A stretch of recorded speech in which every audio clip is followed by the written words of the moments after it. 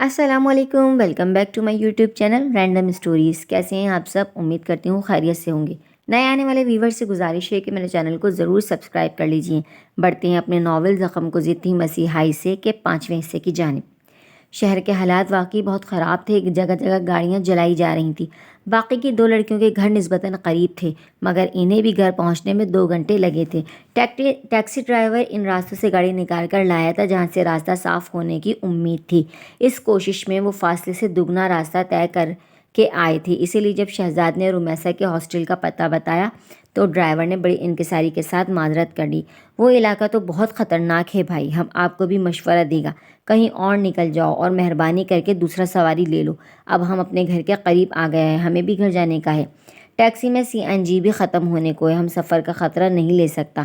اس کی شرمندگی سے بھری التجا پر شہزاد بحث نہیں کر سکا۔ وہ اس کی ٹیکسی سے اتر آیا، مگر اترنے کے بعد سخت پچھتاوا ہوا کیونکہ یہاں دور دور تک کسی سواری کے ملنے کے آثار نظر نہیں آ رہے تھے۔ اسے اپنی فکر نہیں تھی، مگر وہ رمیسا کو جلد از جلد اس کے ہاسٹل پہنچانا چاہتا تھا۔ روحان بھائی کو فون کر کے بلا لیں، وہ اب تک ان سب کو ڈراپ کر کے گھر پہنچ چکے ہوں گے، رمیسا نے آہستگی سے کہا۔ شہزاد ملگجے اندھیرے میں دور تک پھیلے سناٹے کو دیکھ رہا تھا۔ اس کی بات پر اس کی طرف دیکھے بغیر بولا، میرے موبائل کا چارج ختم ہو گیا ہے۔ پھر ایک دم چونک کر اسے دیکھنے لگا۔ موبائل تو تمہارے پاس بھی ہے نا، تم روحان بھائی کو فون کر دو، اگر وہ تمہیں ہاسٹل چھوڑ جائیں گے تو تمہارے لیے کوئی بھی مسئلہ نہیں ہوگا۔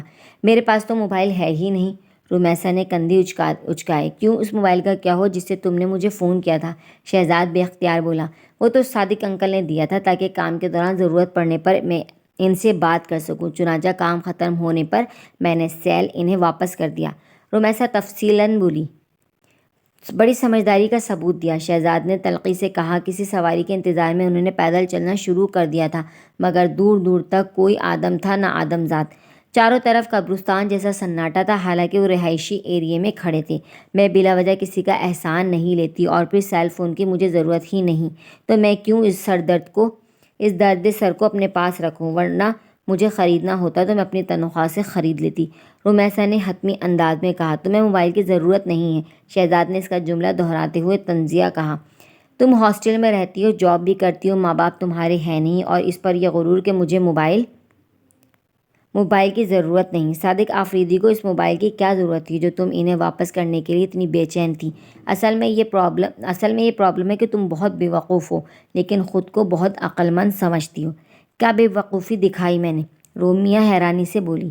میرے ساتھ ٹیکسی میں آنے کے بجائے تمہیں روحان بھائی کے ساتھ گاڑی میں جانا چاہیے تھا۔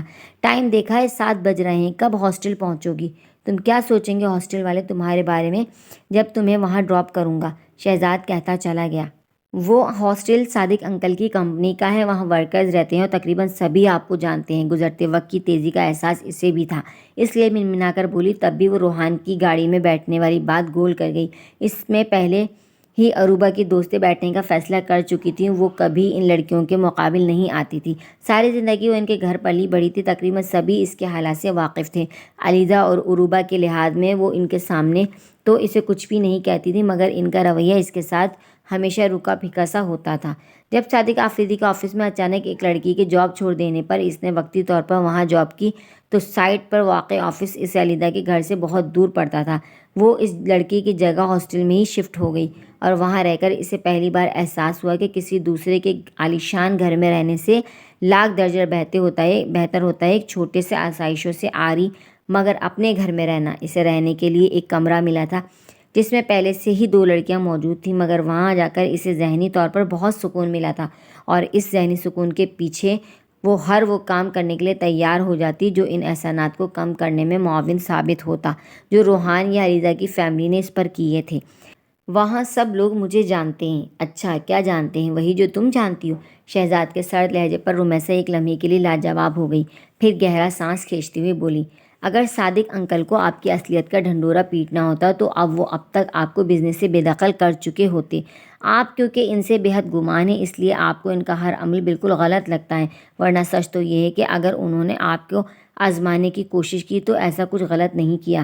یہ ایک بالکل فطری سی بات ہے، کسی کے بھی دل میں یہ خدشہ پیدا ہو سکتا ہے کہ شاید آپ اس بزنس میں کسی غلط ارادے سے آئے ہوں۔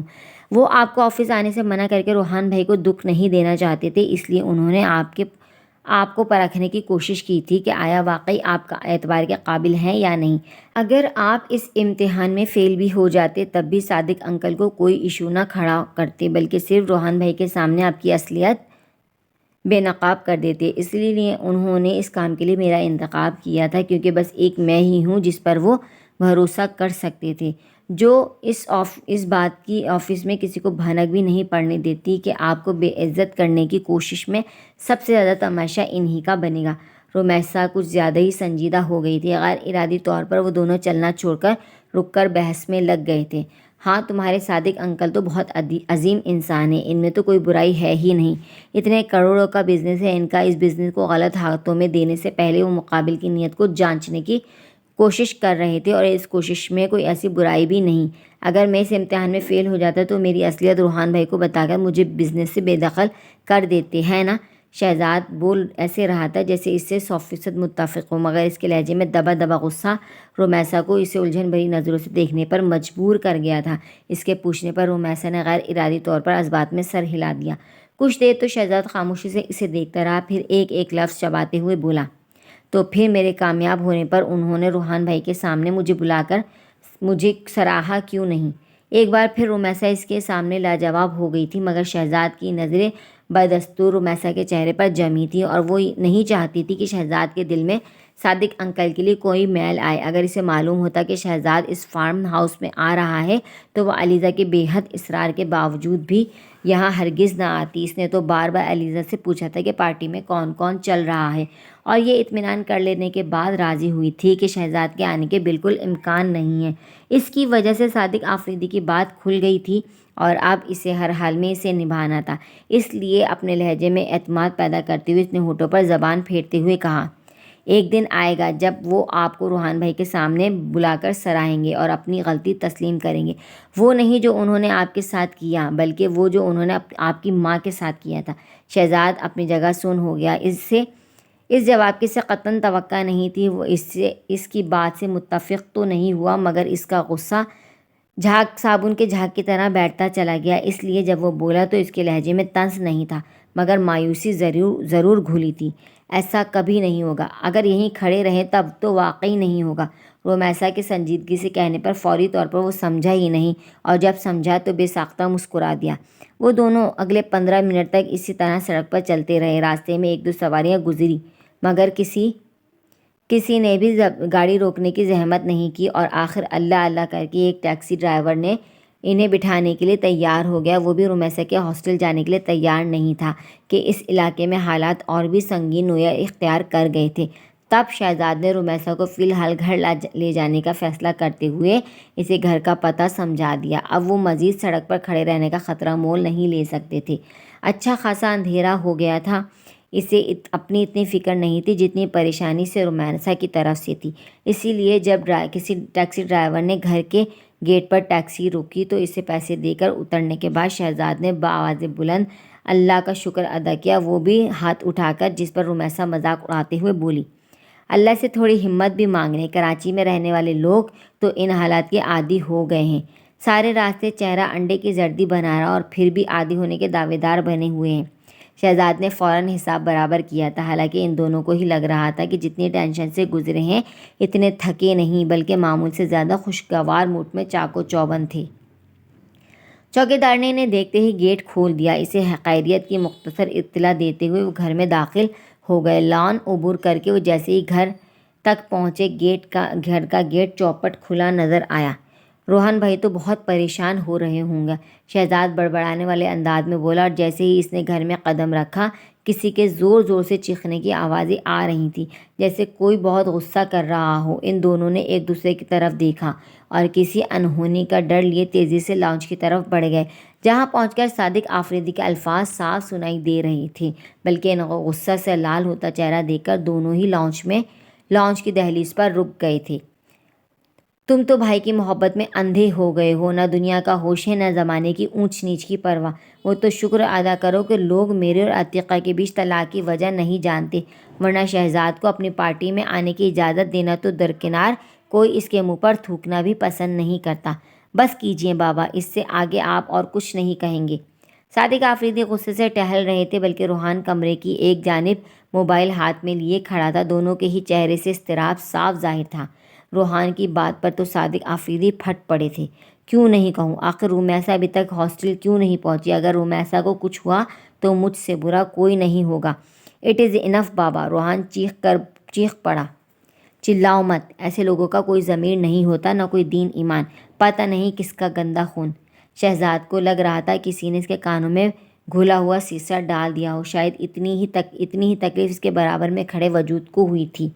تبھی حیرت اور صدمے سے چور لہجے میں ان کی بات کاٹ کر انہیں آگے کچھ بھی کہنے سے روک دیا۔ Uncle please.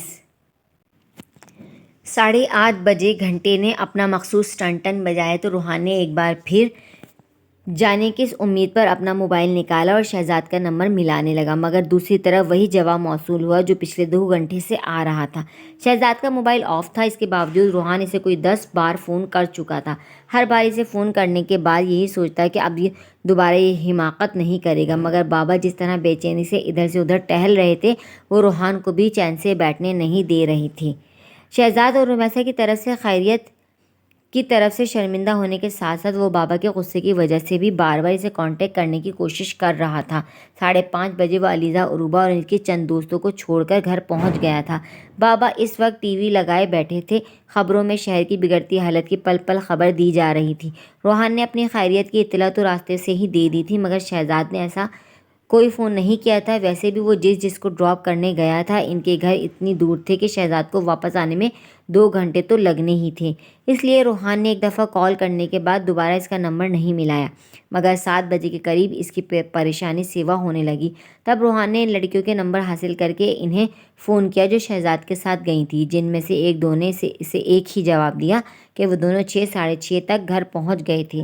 بس ایک رومیسا کے ہاسٹل والوں نے اس کی طرف سے لا علمی کا اظہار کیا تھا، جس پر روحان کو تشویش تو ہوئی تھی، مگر اس نے صادق آفریدی پر ظاہر ہونے نہیں دیا اور چپ چاپ اس کے ساتھ بیٹھا ٹی وی دیکھتا رہا۔ آخر 8 بجے اس کے صبر کا پیمانہ لبریز ہو گیا اور وہ گاڑی کی چابیاں اٹھاتا اٹھ کھڑا ہوا۔ حسب توقع صادق آفریدی نے اس کے اٹھنے کا فوراً نوٹس لیا اور ٹی وی کا والیوم کم کرتے ہوئے بولے، کوئی ضرورت نہیں شہزاد کے پیچھے جانے کی، وہ حالات دیکھ کر راستے میں ہی کہیں رک گیا ہوگا، تم اسے ڈھونڈ نہیں پاؤ گے، الٹا خود پھنس جاؤ گے۔ بابا ایک چکر لگانے میں کیا حرج ہے، روحان نے بظاہر سرسری انداز میں کہا، تو وہ تو بگڑ گئے، حالات نہیں دیکھ رہے تم شہر کی گاڑی لے کر نکلو گے، کوئی گاڑی جلا دے گا۔ بابا ایسا کچھ نہیں ہوگا، روحان انہیں ٹالتا کمرے سے نکلنے لگا کہ ٹی وی بند کرتے ہوئے کھڑے ہو گئے۔ کوئی عزت ہی نہیں رہی میری تمہاری نظر میں میرے حکم کی، میں کچھ بھی کہتا رہوں تم اپنی ہی منمانی کرتے رہو۔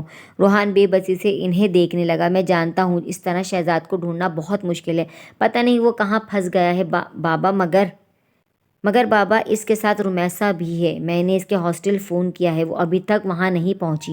صادق آفریدی جو سارے جہاں کی بیزاری چہرے پر سجائے اس کی بات سن رہے تھے بری طرح چونک کر اسے دیکھنے لگے۔ کتنی دیر ہو گئی تمہیں فون کیے ہوئے؟ اب ان کے چہرے سے گھبراہٹ ظاہر ہو رہی تھی، ورنہ شہزاد کے متعلق سوچ کر انہیں کوئی پریشانی نہیں تھی۔ 1 گھنٹہ ہو گیا ہے، میں نے کہا تھا جب وہ آئے تو مجھے کال بیک کرا دیں، مگر اس کا ابھی تک کوئی فون نہیں آیا، اس کا مطلب ہے۔ روحان نے دانستہ جملہ ادھورا چھوڑ دیا اور خود موبائل نکال کر رومیسا کے ہاسٹل کا نمبر ملانے لگا۔ فون بہت مشکل سے ملا تھا اور ملنے کے بعد وہی مایوسی بھرا جواب سننے کو ملا جو صادق آفریدی اس پر بگڑنا شروع ہو گئے تھے۔ تمہیں کیا ضرورت تھی رومیسا کی ذمہ داری کسی اور پر ڈالنے کی؟ تم خود اسے ڈراپ کرنے کیوں نہیں گئے؟ وہ روحان کے باہر جا کر تلاش کرنے کے حق میں نہیں تھے، اس لیے ان کی تان اسی جملے پر آ کر ٹوٹی تھی، اور وہ جو گاڑی کی چابیاں لیے جانے کے لیے کھڑا تھا اس کی غیر ضروری بحث پر چڑھ جانے کے باوجود رسانیت سے بولا، بابا علیزہ کا گھر شہر کے ایک کونے میں، رومیسا کا ہاسٹل شہر کے دوسرے کونے میں اسے اپنے ساتھ کیسے لے جا سکتا تھا؟ روحان خود بھی فکر مند تھا، اسی لیے ان کی پریشانی کو بخوبی سمجھ رہا تھا، وہ انہیں اس طرح متفکر چھوڑ کر بھی نہیں جا سکتا تھا۔ صادق آفریدی اس کی بات پر تل ملاتے ہوئے ادھر سے ادھر ٹہلنے لگے۔ ایک تو یہ رومیسا کی خواہ خواہ کی خودداری مجھے بالکل پسند نہیں، میں نے خود اسے موبائل خرید کر دیا تھا، مگر 2 دن یوز کرنے کے بعد اس نے مجھے لٹا دیا۔ کیا تھا وہ جو موبائل اپنے پاس رکھ لیتی، میرے منع کرنے کے باوجود ہاسٹل میں رہ رہی ہے، جاب بھی نہیں چھوڑتی، میری تو کوئی سنتا ہی نہیں، ہر ایک کو اپنی منمانی کرنے کا شوق ہے، اور یہ تمہارے چہیتے بھائی نے موبائل کس خوشی میں آف کر رکھا ہے؟ رومیسا کی آڑ میں جو وہ اسے بھی سنا رہے تھے۔ ان کی نظر میں آج کل بھی وہ اپنی منمانی کرنے لگا تھا۔ اپنے ذکر پر تو وہ چپ رہا، مگر شہزاد کے لیے تمہارے چہیتے بھائی کے طرز تقاطع پر وہ دل ہی دل میں سلگ جانے کے باوجود ضبط کر کے بولا، موبائل آف نہیں کیا ہے، اس نے بیٹری لو ہونے کی وجہ سے فون بند ہو گیا ہوگا، ورنہ وہ خود فون کر کے اپنی خیریت کی اطلاع دے چکا ہوتا۔ بیٹری کو لو ہونے کے لیے بھی یہی وقت ملا تھا۔ وہ ایسے بولے جیسے انگارے چبا رہے ہوں۔ بابا ہم لوگ صبح سے نکلے ہوئے تھے، موبائل کتنی دیر چارج رہ سکتا تھا؟ روحان نے حتی الامکان اپنا لہجہ ٹھنڈا رکھنے کی کوشش کی، مگر وہ سر جھٹکتے ہوئے بولے، اچھی طرح سمجھتا ہوں میں یہ چالیں۔ کیسی چالیں؟ روحان کو لگ رہا تھا اس کا ضبط جواب دینے والا ہے۔ مجھ سے کیا پوچھ رہے ہو؟ 8:30 ہو رہے ہیں، آخر کہاں ہے رومیسا؟ وہ چیخ کر بولے تو روحان کا لہجہ بھی تیز ہو گیا۔ آپ تو ایسے ری ایکٹ کر رہے ہیں جیسے شہزاد نے اسے اغوا کر لیا ہو۔ کیا عجب اگر وہ ایسا کر لے؟ صادق آفریدی چٹک کر بولے۔ بابا پلیز۔ روحان کی تنبیہی انداز پر وہ اسے غصے سے گھورنے لگے۔ تم تو بھائی کی محبت میں اندھے ہو گئے ہو، نہ دنیا کا ہوش ہے نہ زمانے کی اونچ نیچ کا۔ وہ تو شکر ادا کرو کہ لوگ میرے اور عتیقہ کے بیچ طلاق کی وجہ نہیں جانتے، ورنہ شہزاد کو اپنی پارٹی میں آنے کی اجازت دینا تو درکنار، کوئی اس کے منہ پر تھوکنا بھی پسند نہیں کرتا۔ بس کیجئے بابا، اس سے آگے آپ اور کچھ نہیں کہیں گے۔ روحان کا خود پر کنٹرول ختم ہو گیا تھا، مگر صادق آفریدی کو رتی برابر بھی پرواہ نہیں تھی۔ وہ پہلے سے بھی زیادہ طیش میں بولے، کیوں نہیں کیوں؟ آخر رومیسا ابھی تک ہاسٹل نہیں پہنچی، اگر رومیسا کو کچھ ہوا تو مجھ سے برا کوئی نہیں ہوگا۔ اٹ از انف بابا۔ روحان کا بس نہیں چل رہا تھا کہ کیا کر ڈالے، اور وہ شہزاد کے متعلق ایک غلط لفظ نہیں سن سکتا تھا۔ کجا کی اتنی بڑی بڑی باتیں، مگر انہیں روحان کے احساسات کا احساس ہی نہیں تھا۔ اتنے دنوں سے جو لاوا ان کے اندر پک رہا تھا رومیسا کی فکر میں، وہ پھٹ کر باہر آ گیا۔ چلاؤ مت، ایسے لوگوں کا کوئی ضمیر نہیں ہوتا، نہ کوئی دین ایمان ہوتا ہے، پتہ نہیں کس کا گندا خون۔ Uncle please.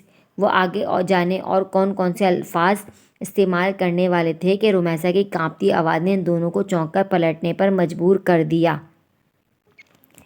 رومیسا اور شہزاد جانے کب وہاں آ گئے تھے انہیں خبر ہی نہیں ہوئی۔ شہزاد نے انہیں متوجہ دیکھ کر غیر محسوس طور پر اپنا رخ موڑ لیا تھا۔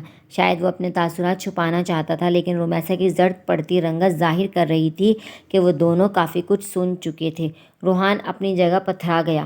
جو اس کے لیے ناقابل برداشت تھا وہ شہزاد نے کیسے سہا ہوگا؟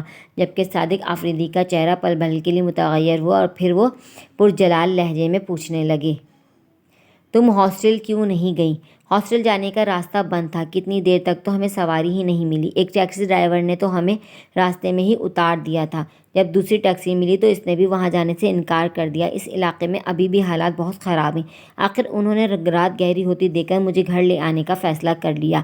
میں بھی یہ سوچ کر مان گئی کہ اتنی رات گئے ان کے ساتھ ہاسٹل جانے سے بہتر ہے کہ میں کل صبح آپ کے ساتھ چلی جاؤں، تاکہ ہاسٹل کا عملہ اعتراض بھی نہ کر سکے۔ مگر مجھے کیا معلوم تھا کہ سب سے پہلے تو آپ خود الزام لگانے کے لیے کھڑے ہو جائیں گے۔ رومیسا کا ٹوٹا ہوا لہجہ صادق آفریدی کو شرمندہ کر گیا، مگر وہ شہزاد کے سامنے کسی کمزوری کا مظاہرہ کرنا نہیں چاہتے تھے، اس لیے اپنی خجالت چھپانے کے لیے خواہ خواہ کا غصہ دکھاتے ہوئے بولے، رومیسا تم میری بیٹی ہو، اور بیٹیوں کو ذرا بھی دیر ہو جائے تو والدین کی جان پر بن آتی ہے، اور تم تو گئی بھی اس کے ساتھ تھی۔ تم پر تو مجھے بھروسہ ہے، مگر شہزاد کا کیا اعتبار؟ صادق آفریدی کی ڈھٹائی پر روحان اور رومیسا کے لیے سر تک اٹھانا دوبر ہو گیا۔ روحان میں تو شہزاد کی طرف دیکھنے کی بھی ہمت نہیں تھی، حالانکہ وہ اپنی عادت کے مطابق بالکل لا تعلق بنا کھڑا تھا، مگر روحان کو اچھی طرح علم تھا جس وقت وہ سخت اذیت سے گزر رہا ہوتا ہے وہ اس وقت ایسے ہی بے حسی کا لبادہ اوڑھ کر سپاٹ چہرہ بنا کر کھڑا ہو جاتا ہے جیسے اسے کسی کی فکر نہ ہونا حالانکہ اس کے اندر ایک طوفان مچل رہا ہوتا ہے۔ بابا بہت ہو گیا، اب بس کر دیں، رومیسا ساتھ خیریت سے آ گئی ہے؟ روحان نے بمشکل دبے دبے لہجے میں کہا۔ ہاں اللہ کا شکر ہے، ورنہ تم نے تو اپنی طرف سے کوئی کسر نہیں چھوڑی تھی میری بیٹی کو برباد کرنے میں۔ انکل اتنی بڑی بڑی باتیں کرنے کا آپ کو کوئی حق نہیں ہے، کسر تو آپ نے بھی نہیں چھوڑی تھی، ورنہ اگر آپ واقعی مجھے اپنی بیٹی سمجھتے اور اگر یہ آپ کی نظروں میں اتنے ہی گرے ہوئے تھے تو آپ نے مجھے ان کے پیچھے اتنی بڑی رقم لے کر کیوں بھیجا تھا؟ رومیسا کا سلگتا لہجہ ان تینوں کو چونکا گیا تھا۔ صادق آفریدی چونکنے کے بعد سٹ پٹا گئے تھے، جبکہ روحان چونکنے کے بعد حیرانی سے کبھی رومیسا کو تو کبھی صادق آفریدی کو دیکھنے لگا تھا، اور شہزاد چونکنے کے بعد قہر برساتی نظروں سے رومیسا کو دیکھنے لگا تھا، جو اتنی نظروں کی زد میں ہونے کے باوجود ذرا نہیں گڑبڑائی تھی، بلکہ بڑے اعتماد سے صادق آفریدی کو دیکھ رہی تھی، جو بغلے جھانکنے لگے تھے۔ یہ تم کیا کہہ رہی ہو؟ کس رقم کی بات کر رہی ہو تم؟ روحان نے آگے بڑھ کر سختی سے پوچھا تو رومیسا شہزاد کو دیکھنے لگی۔ صرف ایک پل کے لیے اس کی نظریں شہزاد سے ملی تھیں کہ شہزاد منہ موڑ کر دوسری طرف دیکھنے لگا، مگر وہ اس کی آنکھوں میں لکھی تحریر بآسانی پڑھ چکی تھی۔ کچھ نہیں روحان بھائی، آپ پلیز مجھے میرا کمرہ بتا دیں، میں بہت تک گئی ہوں۔ پہلے میرے سوال کا جواب دو، روحان غرا کر پوچھنے لگا، پھر شہزاد سے مخاطب ہوتے ہوئے پوچھنے لگا، کیا یہی تھی حسن اینڈ سنس کی چیف ایگزیکٹو؟ کیا ہو گیا بھائی آپ کو؟ کیسی باتیں کر رہے ہیں؟ شہزاد نے قدرے جھنلا کر کہا۔ مجھے اس وقت فون پر وہ آواز سنی ہوئی لگ رہی تھی، روحان نے اس کی بات کو نظر انداز کرتے ہوئے بڑبڑاتے ہوئے کہا، پھر نہایت برہمی سے صادق آفریدی کی طرف پلٹ گیا۔ تو گویا یہ گھٹیا حرکت آپ کی تھی، آپ شہزاد کا امتحان لے رہے تھے اور کوئی نہیں ملا آپ کو رومیسا کے علاوہ اس گرے ہوئے کام کے لیے؟ روحان کا غصے سے برا حال ہو رہا تھا۔ رومیسا کو احساس تھا اسے یہ نہیں کہنا چاہیے تھا، مگر وہ مسلسل شہزاد کی تذلیل کر رہے تھے، وہ کسی بھی طور برداشت نہیں کر سکتی تھی، مگر شاید اسے اپنی بے عزتی کی کوئی پرواہ نہیں تھی، بلکہ اب روحان کو غصے میں دیکھ کر اسے بھی غصہ آنے لگا تھا۔ رومیسا نے جب ڈرتے ڈرتے شہزاد کی طرف دیکھا تو وہ چہرے پر سارے جہان کی بیزاری لیے اسے ہی دیکھ رہا تھا۔ اسے متوجہ دیکھ کر وہ گہرا سانس کھینچ کر تعصب بھرے انداز میں سرنفی میں ہلانے لگا، میں تمہاری ہر بات کا جواب دینے کا پابند نہیں ہوں۔ صادق آفریدی تو پہلے ہی بہت طیش میں تھے۔ روحان کو خود سے پہلی بار اس لہجے میں بات کرتا دیکھ کر انہیں پتنگے ہی لگ گئے۔ وہ لاؤنج کے دوسرے دروازے کی طرف بڑھتے ہوئے بیگانگی سے بھرپور لہجے میں بولے، میں تمہیں صفائی دینا ضروری نہیں سمجھتا۔ ہاں، صفائی دینا اس وقت ضروری ہوتا ہے جب انسان کے پاس صفائی دینے کے لیے کچھ ہو۔ روحان نے دانت پیستے اس کے دو بدو کہنے پر وہ برجستہ بولے، ٹھیک یہی بات میں نے تمہاری ماں سے کہی تھی۔ کمرے میں ایک دم موت کا سناٹا چھا گیا، سب کی سانس ہی رک گئی تھی، تو آواز کس چیز کی ہوتی؟ صادق آفریدی اور روحان بڑی خاموشی سے ایک دوسرے کو دیکھ رہے تھے۔ دونوں کی آنکھوں میں ایک طوفان مچل رہا تھا، جس کے زور پکڑنے سے پہلے ہی صادق آفریدی نے اپنے کمرے کی طرف قدم بڑھا دیے تھے کہ تبھی اتنی دیر میں پہلی بار شہزاد کی آواز ابھری، میری ماں نے اگر صفائی نہیں دی تو اس کا یہ مطلب نہیں تھا کہ وہ مجرم تھی، بلکہ آپ اس قابل ہی نہیں تھے کہ آپ کا اعتبار بحال کیا جاتا۔ صادق آفریدی نے پلٹ کر ایک تیز نظر شہزاد پر ڈالی اور گرجدار آواز میں بولے، یہ میرا ظرف ہے کہ میں نے عتیقہ کو اتنی خاموشی سے یہاں سے جانے دیا، ورنہ اسے تو بیچ چوراہے پر سنسار کر دینا چاہیے تھا۔ غصے کی شدید لہر شہزاد کے رگ و پے میں اٹھی تھی، اسے لگ رہا تھا وہ آج صادق آفریدی کو زندہ نہیں چھوڑے گا۔ زبان سنبھال کر بات کریں مسٹر صادق، کہیں ایسا نہ ہو کہ آپ کی بات آپ کے آخری الفاظ بن جائیں۔ شہزاد کی آنکھیں ضبط گریہ سے سرخ انگارہ ہو گئی تھیں۔ غصہ تو روحان کو بھی بہت آیا تھا، مگر شہزاد کی غیر ہوتی حالت دیکھ کر وہ سب کچھ بھول بھال کر تیزی سے اس کے قریب چلا آیا۔ شہزاد چلو اپنے کمرے میں۔ روحان نے اسے کندھوں سے تھام لیا، مگر وہ اپنی جگہ سے ہلا تک نہیں، اور خون آشام نظروں سے صادق آفریدی کو دیکھتا رہا، جو اس کے تیور دیکھ کر بالکل خاموش ہو گئے تھے۔ انہیں چپ دیکھ کر اور روحان کے بے حد اصرار پر شہزاد اس وقت تو اپنے کمرے میں چلا گیا، مگر وہ ساری رات اس نے انگاروں پر گزاری تھی۔ صبح ہوتے ہی وہ اپنا مختصر سا سامان لیے روحان کے کمرے کے دروازے پر پہنچ گیا تھا۔ میں اگر اس گھر میں رہا تو پاگل ہو جاؤں گا، پلیز مجھے جانے دیں، میں نے ہمیشہ آپ کی بات مانی ہے، آج آپ کو میری بات ماننی ہوگی۔ روحان بے بسی سے اس کے یزمودہ چہرے کو دیکھنے لگا۔ خود روحان کی آنکھیں رات بھر جاگنے کے باعث سرخ ہو رہی تھیں۔ وہ بغیر بحث کیے شکست خوردہ لہجے میں بولا، ٹھیک ہے، جیسے تمہاری مرضی، اگر یہاں نہیں رہنا چاہتے تو کہیں اور شفٹ ہو جاؤ۔ لیکن ایک ہفتے سے پہلے کراچی چھوڑنے کے متعلق سوچنا بھی نہیں۔ آفس میں کئی ڈاکیومنٹس ایسے ہیں جن پر تمہارے سائن کی ضرورت پڑے گی، تم بھلے ہی آفس مت آنا، میں پیپرز تمہارے پاس بھجوا دوں گا۔ ٹھیک ہے۔ شہزاد خلاف توقع فوراً مان گیا تو روحان وقت ضائع کیے بغیر بولا، کہاں جاؤ گے؟ پتہ نہیں، شہزاد بوجھے ہوئے لہجے میں بولا، ہمارے آفس کی ایک بیچلر ایکوموڈیشن ہے، چاہو تو وہاں شفٹ ہو جاؤ، جیسے رومیسا بھی آفس کے ہاسٹل میں رہتی ہے۔ رومیسا چلی گئی؟ شہزاد نے اچانک چونکتے ہوئے کہا، وہ کیسے جا سکتی ہے؟ میں خود اسے چھوڑ کر آؤں گا۔ تم نے تو مجھے فارم ہاؤس پر بھی رومیسا کے بارے میں کیوں نہیں بتایا؟ روحان نے ناراض سے انداز میں کہا تو شہزاد نے کوئی جواب نہیں دیا۔ اگر اس نے رومیسا سے وعدہ نہ کیا ہوتا تب بھی وہ ہرگز نہ چاہتا کہ رمیسا کا تاثر کسی کی بھی نظروں میں خراب ہو، روحان کی بھی نہیں۔ اچھا یہ بتاؤ ناشتہ کرو گے؟ روحان نے اسے خاموش دیکھ کر بات بدل دی، مگر شہزاد کے نفی میں سر ہلانے پر متانت سے کہنے لگا، کل رات ہمارے جھگڑے میں رمیسا نے بھی کھانا نہیں کھایا، اور اب اگر ہم ناشتہ نہیں کریں گے تو وہ بھی بھوکی رہے گی، اس لیے پلیز چل کر ایک کپ چائے ہی پی لو۔ بابا تو آج اپنے کمرے سے بھی نہیں نکلیں گے۔ رمیسا کا نام آنے پر وہ ایک بار پھر مان گیا، اور پھر واقعی ناشتے کی میز پر ان تینوں نے صرف ایک کپ چائے پی تھی، وہ بھی اتنی خاموشی سے جیسے کہنے سننے کے لیے کچھ بچا نہ ہو۔ رمیسا کی روئی روئی آنکھیں دیکھ کر وہ دونوں ہی ٹھٹک گئے تھے۔ پھر روحان نے تو بے نیازی اپنا لی، مگر شہزاد اپنی جگہ چور بن گیا۔ وہ تینوں ساتھ ہی روانہ ہوئے۔ رمیسا کو اس کے ہاسٹل چھوڑ کر روحان نے شہزاد کو اس کی اکوموڈیشن میں لے آیا۔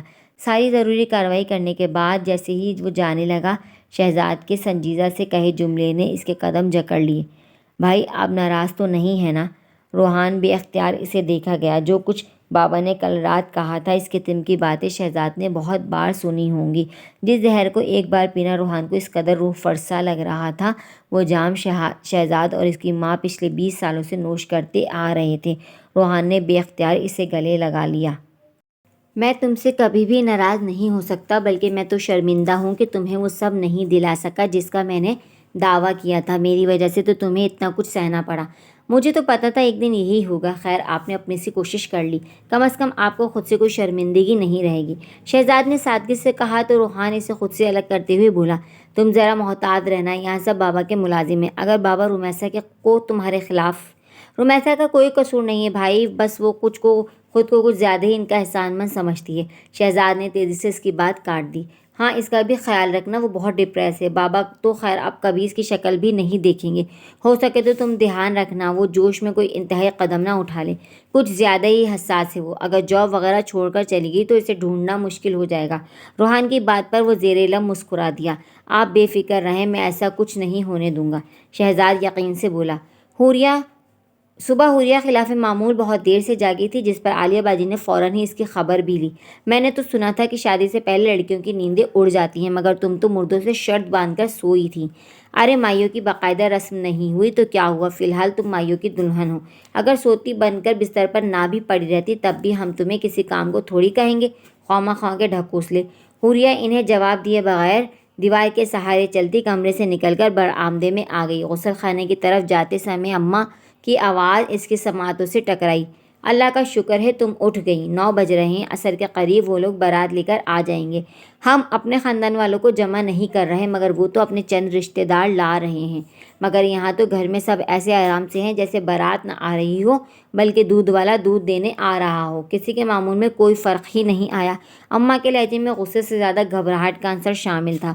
وہ تو چھوٹے چھوٹے معاملوں میں اتنا گھبرا جاتی، یہ تو پھر بیٹی کی شادی تھی، وہ بھی غیر معمولی حالات میں۔ اس وقت تو انہیں جو ہول نہ اٹھتے وہ بھی کم تھے، مگر ان کی اس بوکھلاہٹ پر شادیہ کھلکھلا کر ہنسی۔ اماں آج تو گھر کا نقشہ ہی بدلا ہوا ہے، اور آپ کہہ رہی ہیں کہ کسی کے معمول میں کوئی فرق نہیں آیا۔ ہم تینوں بہنوں نے اپنے اپنے اسکول، کالج اور آفس سے چھٹی کی ہے، اور میں نے سب کے کپڑے بھی استری کر لی ہیں کہ لائٹ کا کوئی بھروسہ نہیں۔ اور آپ… ارے کچن کی بھی کچھ خبر لی ہے یا نہیں؟ مہمان اپنے منہ سے چاہے کتنا بھی کہے، کسی تکلف کی ضرورت نہیں، پھر بھی میزبان کا فرض بنتا ہے کہ وہ اس کی خاطر مدارت میں کوئی کمی نہ چھوڑے۔ اماں تنگ آ کر بولی تو ماریہ باجی نے باورچی خانے سے آواز لگائی، تو اماں یہ جو میں صبح ہی سے چھٹی والے دن بریانی پکانے میں ہلکان ہو رہی ہوں، آپ کو کیا لگتا ہے یہ چکن بریانی رکھ کر ہم نے باراتیوں کے منہ پر تماچا دے مارا؟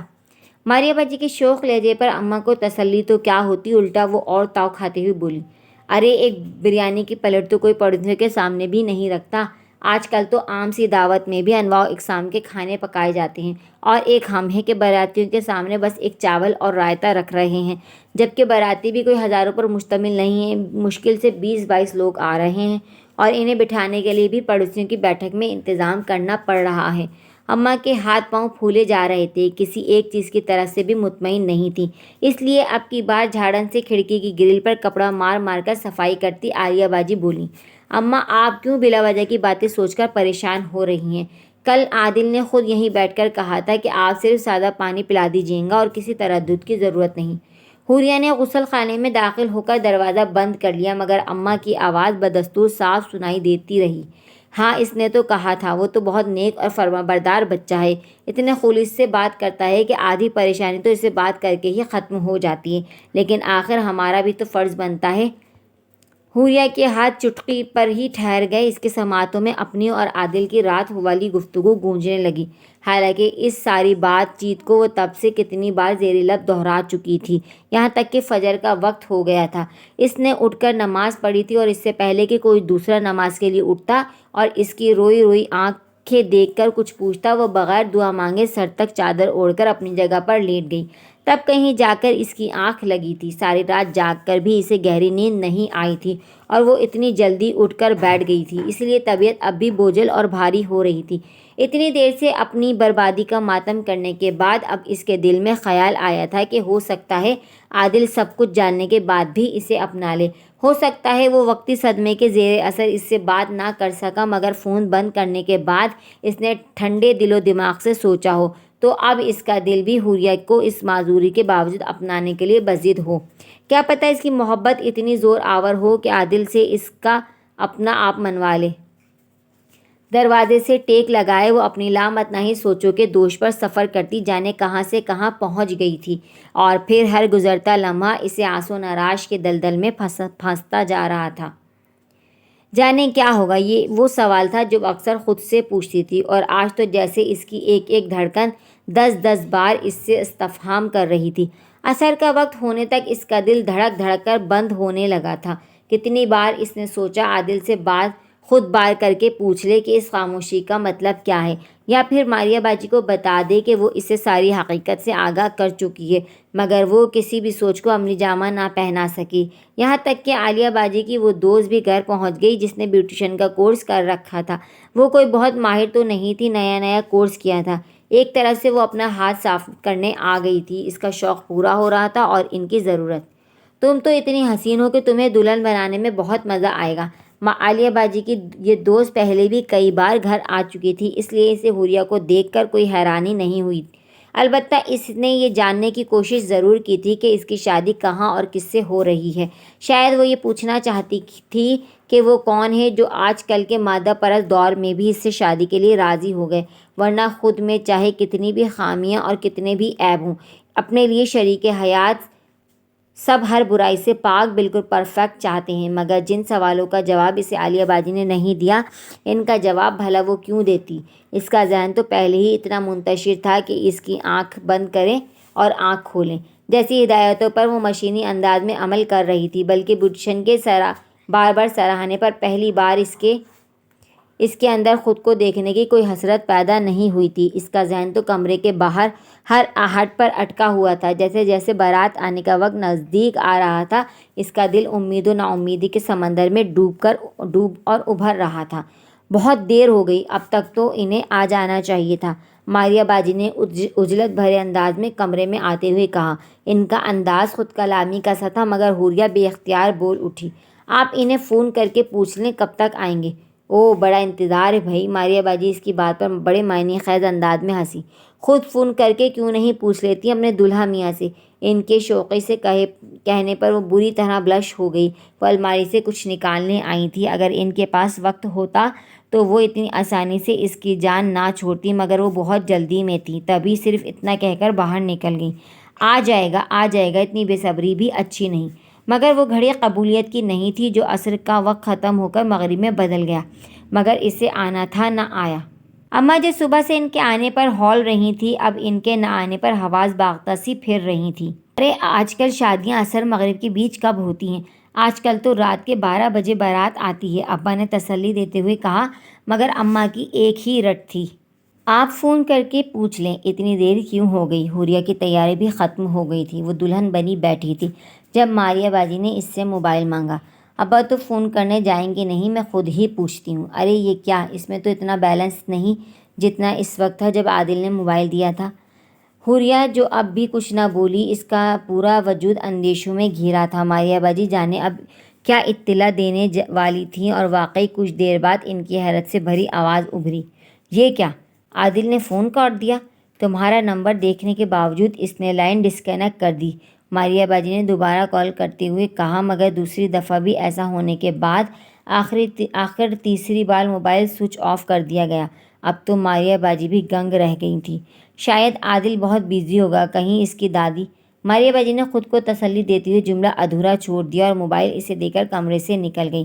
کتنی دیر سے وہ اس خوف کا شکار تھی کہ جانے کیا ہونے والا ہے۔ اب یہ الجھن دور ہو گئی تھی، لیکن ایک اضطراب کیا ختم ہوا۔ یوں محسوس ہو رہا تھا جیسے زندگی ختم ہو گئی ہو، پوری کائنات میں کچھ بچا ہی نہ ہو۔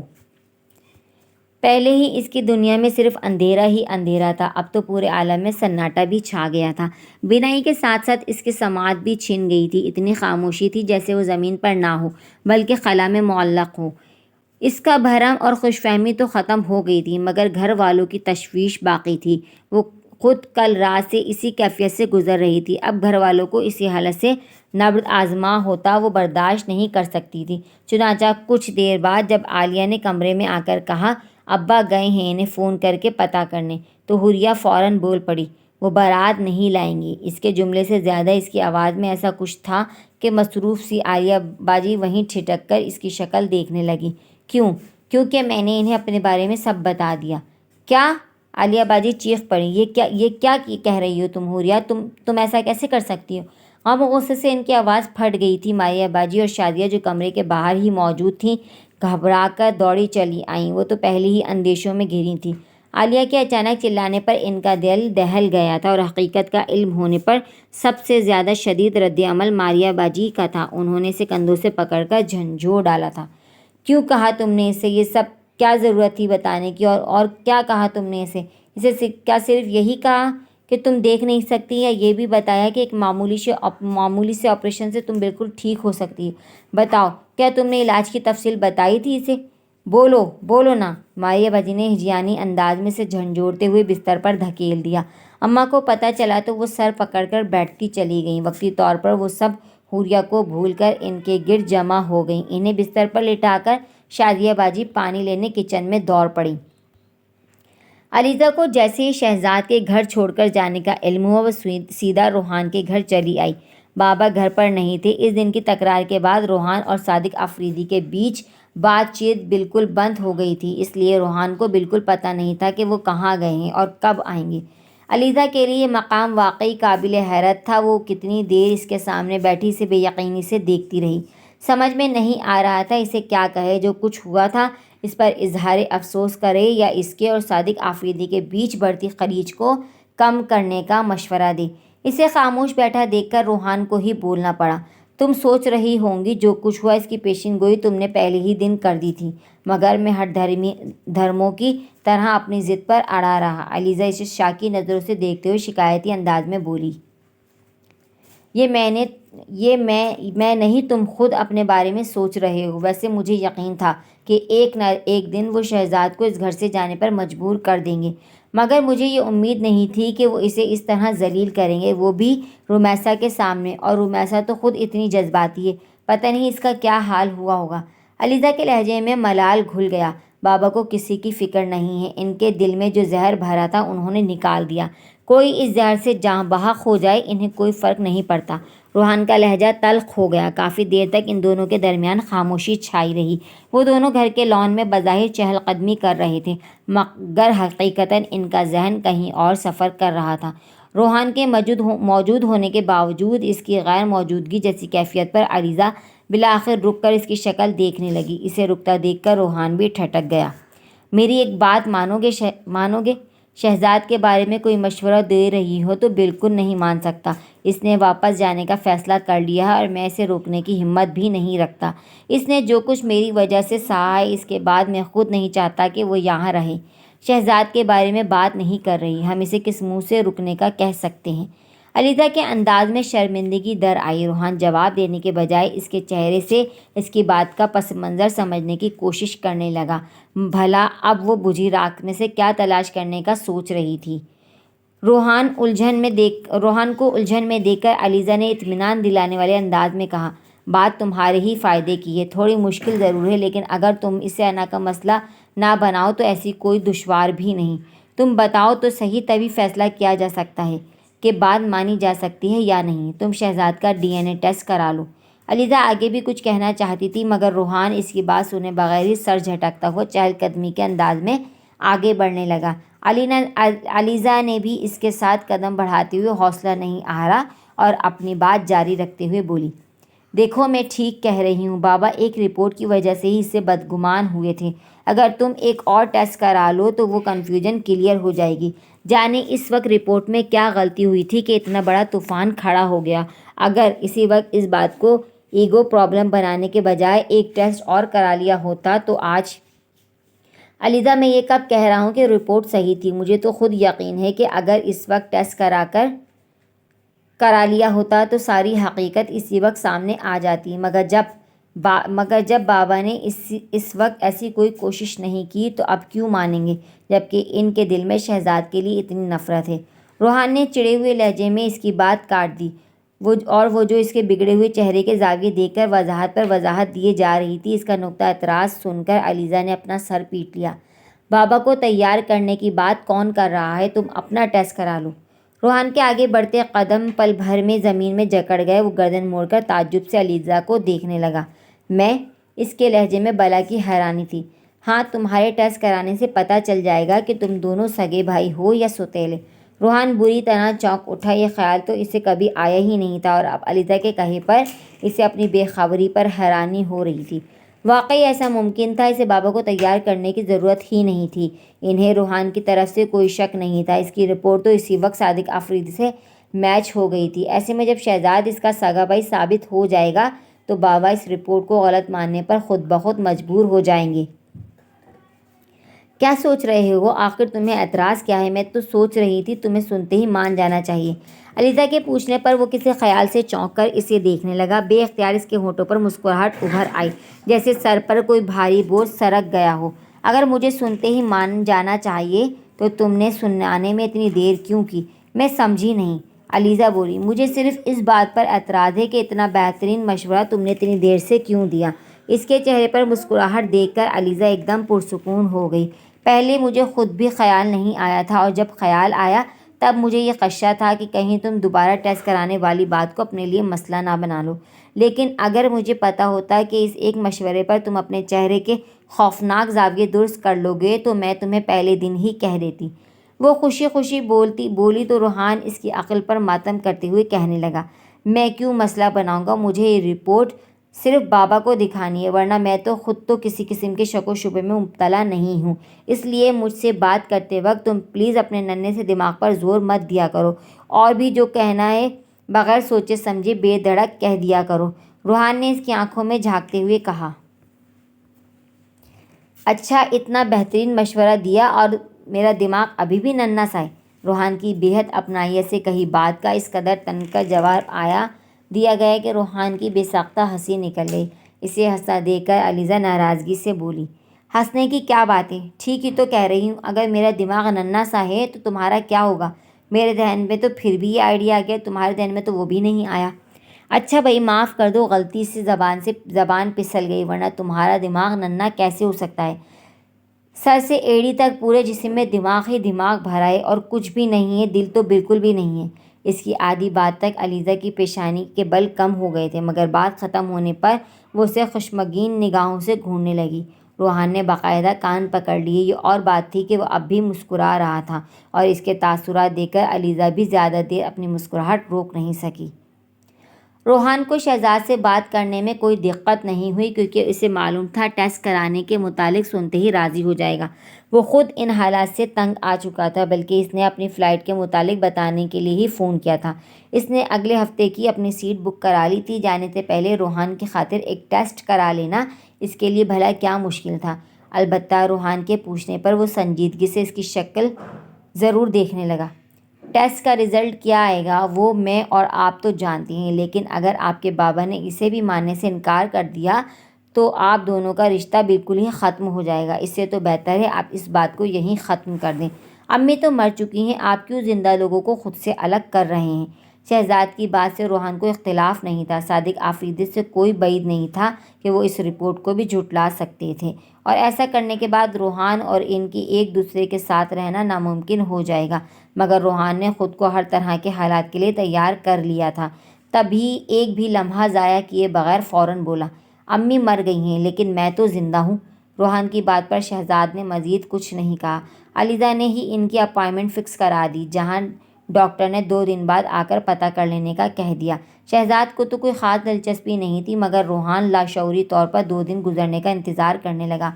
وہ جلد سے جلد اس رپورٹ کے ساتھ بابا کے سامنے کھڑا ہونا چاہتا تھا، حالانکہ ابھی بھی اسے ان کے کسی اچھے رد عمل کی توقع نہیں تھی۔ وہ شہزاد کے لیے ان کے دل میں اتنی نفرت دیکھ چکا تھا کہ اسے یقین تھا کہ ایک رپورٹ ان قدورتوں کو دھو نہیں سکتی۔ جب انسان ہر دھرمی میں اتر آئے تو وہ ٹھوس سے ٹھوس ثبوت کو بھی رد کر سکتا ہے۔ اور یہ تو روحان کی پیش کردہ رپورٹ تھی۔ بیٹے پر لاکھ بھروسہ سہی، مگر اس معاملے میں ان کا رد عمل روحان کی توقع کے برعکس تھا۔ اس لیے اب وہ ان کے بارے میں کوئی بھی دعویٰ کرنے سے قاصر تھا۔ اس کے باوجود 2 دن گزرتے ہی روحان نے آفس میں جیسے ہی ٹائم ملا ڈاکٹر کو فون کر ڈالا۔ ہاں، رپورٹ تو آ گئی ہے، کیا تم ابھی آ سکتے ہو؟ ڈاکٹر مراد نے بظاہر سرسری انداز میں ہی پوچھا تھا، مگر روحان کچھ ٹھٹک سا گیا۔ خیریت تو ہے نا ڈاکٹر؟ کیا ہمارا ڈی این اے میچ نہیں ہوا؟ روحان کو اپنا سوال خود عجیب لگا تھا۔ یہ بات نہیں ہے، رپورٹ توقع کے بالکل برعکس ہے۔ تم آ جاؤ تو روبرو بات کرتے ہیں، ڈاکٹر نے کچھ بڑبڑانے کے انداز میں کہہ کر ایک دم حتمی لہجے میں اسے آنے کی ہدایت دی، اور روحان کو کچھ کہنے کا موقع دیے بغیر فون بند کر دیا۔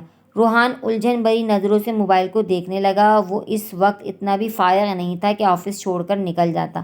ایک پارٹی اپائنٹمنٹ لے کر خاص اس سے ملنے آ رہی تھی، مگر وہ اپائنٹمنٹ کینسل کرتا فوراً جانے کے لیے کھڑا ہو گیا، اور محض آدھے گھنٹے میں جب وہ ڈاکٹر مراد کے روبرو پہنچا تو ڈاکٹر مراد بھی اسے دیکھ کر حیران رہ گئے۔ اتنی جلدی آ گئے؟ کیا یہیں ہاسپٹل کے پاس تھے؟ نہیں، بڑی خطرناک ڈرائیونگ کرتا آفس سے ہی آ رہا ہوں۔ بات کیا ہے ڈاکٹر؟ آپ نے تو مجھے پریشان کر دیا۔ روحان نے ان کی میز پر دونوں ہتھیلیاں ٹکاتے ہوئے قدرے جھک کر پوچھا۔ بیٹھو تو صحیح، انہوں نے ریوالونگ چیئر کو پر جھولتے ہوئے کہا تو روحان بغیر کچھ کہے جلدی سے صرف اس لیے بیٹھ گیا کہ اس کے انکار پر وہ اصرار کریں گے، اور وہ بحث میں وقت برباد نہیں کرنا چاہتا تھا، جبکہ انہوں نے دراز میں سے ایک فائل نکال کر اس کی جانب بڑھا دی۔ کیا میں اور شہزاد سگے بھائی نہیں ہیں؟ روحان نے فائل لے تو لی، مگر کھولنے کے بجائے اپنے سامنے میز پر رکھ دی۔ وہ جلد از جلد اس سوال کا جواب جاننا چاہتا تھا، جبکہ رپورٹ پڑھنے میں کافی وقت لگتا، اور اس بات کا بھی یقین نہیں تھا کہ رپورٹ پڑھ کر اس کی سمجھ میں آئے گی بھی یا نہیں۔ عموماً میڈیکل رپورٹ صرف ڈاکٹر ہی سمجھ سکتے ہیں۔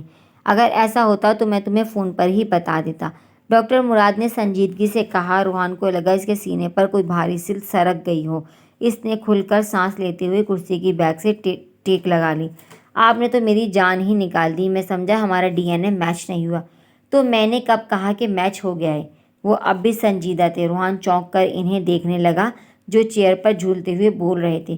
سعودی عرب کی ایمبیسی میں جب یہ ٹیسٹ ہوا تھا تو کیا اس وقت تمہاری ماں کا ڈی این اے ٹیسٹ کیا گیا تھا؟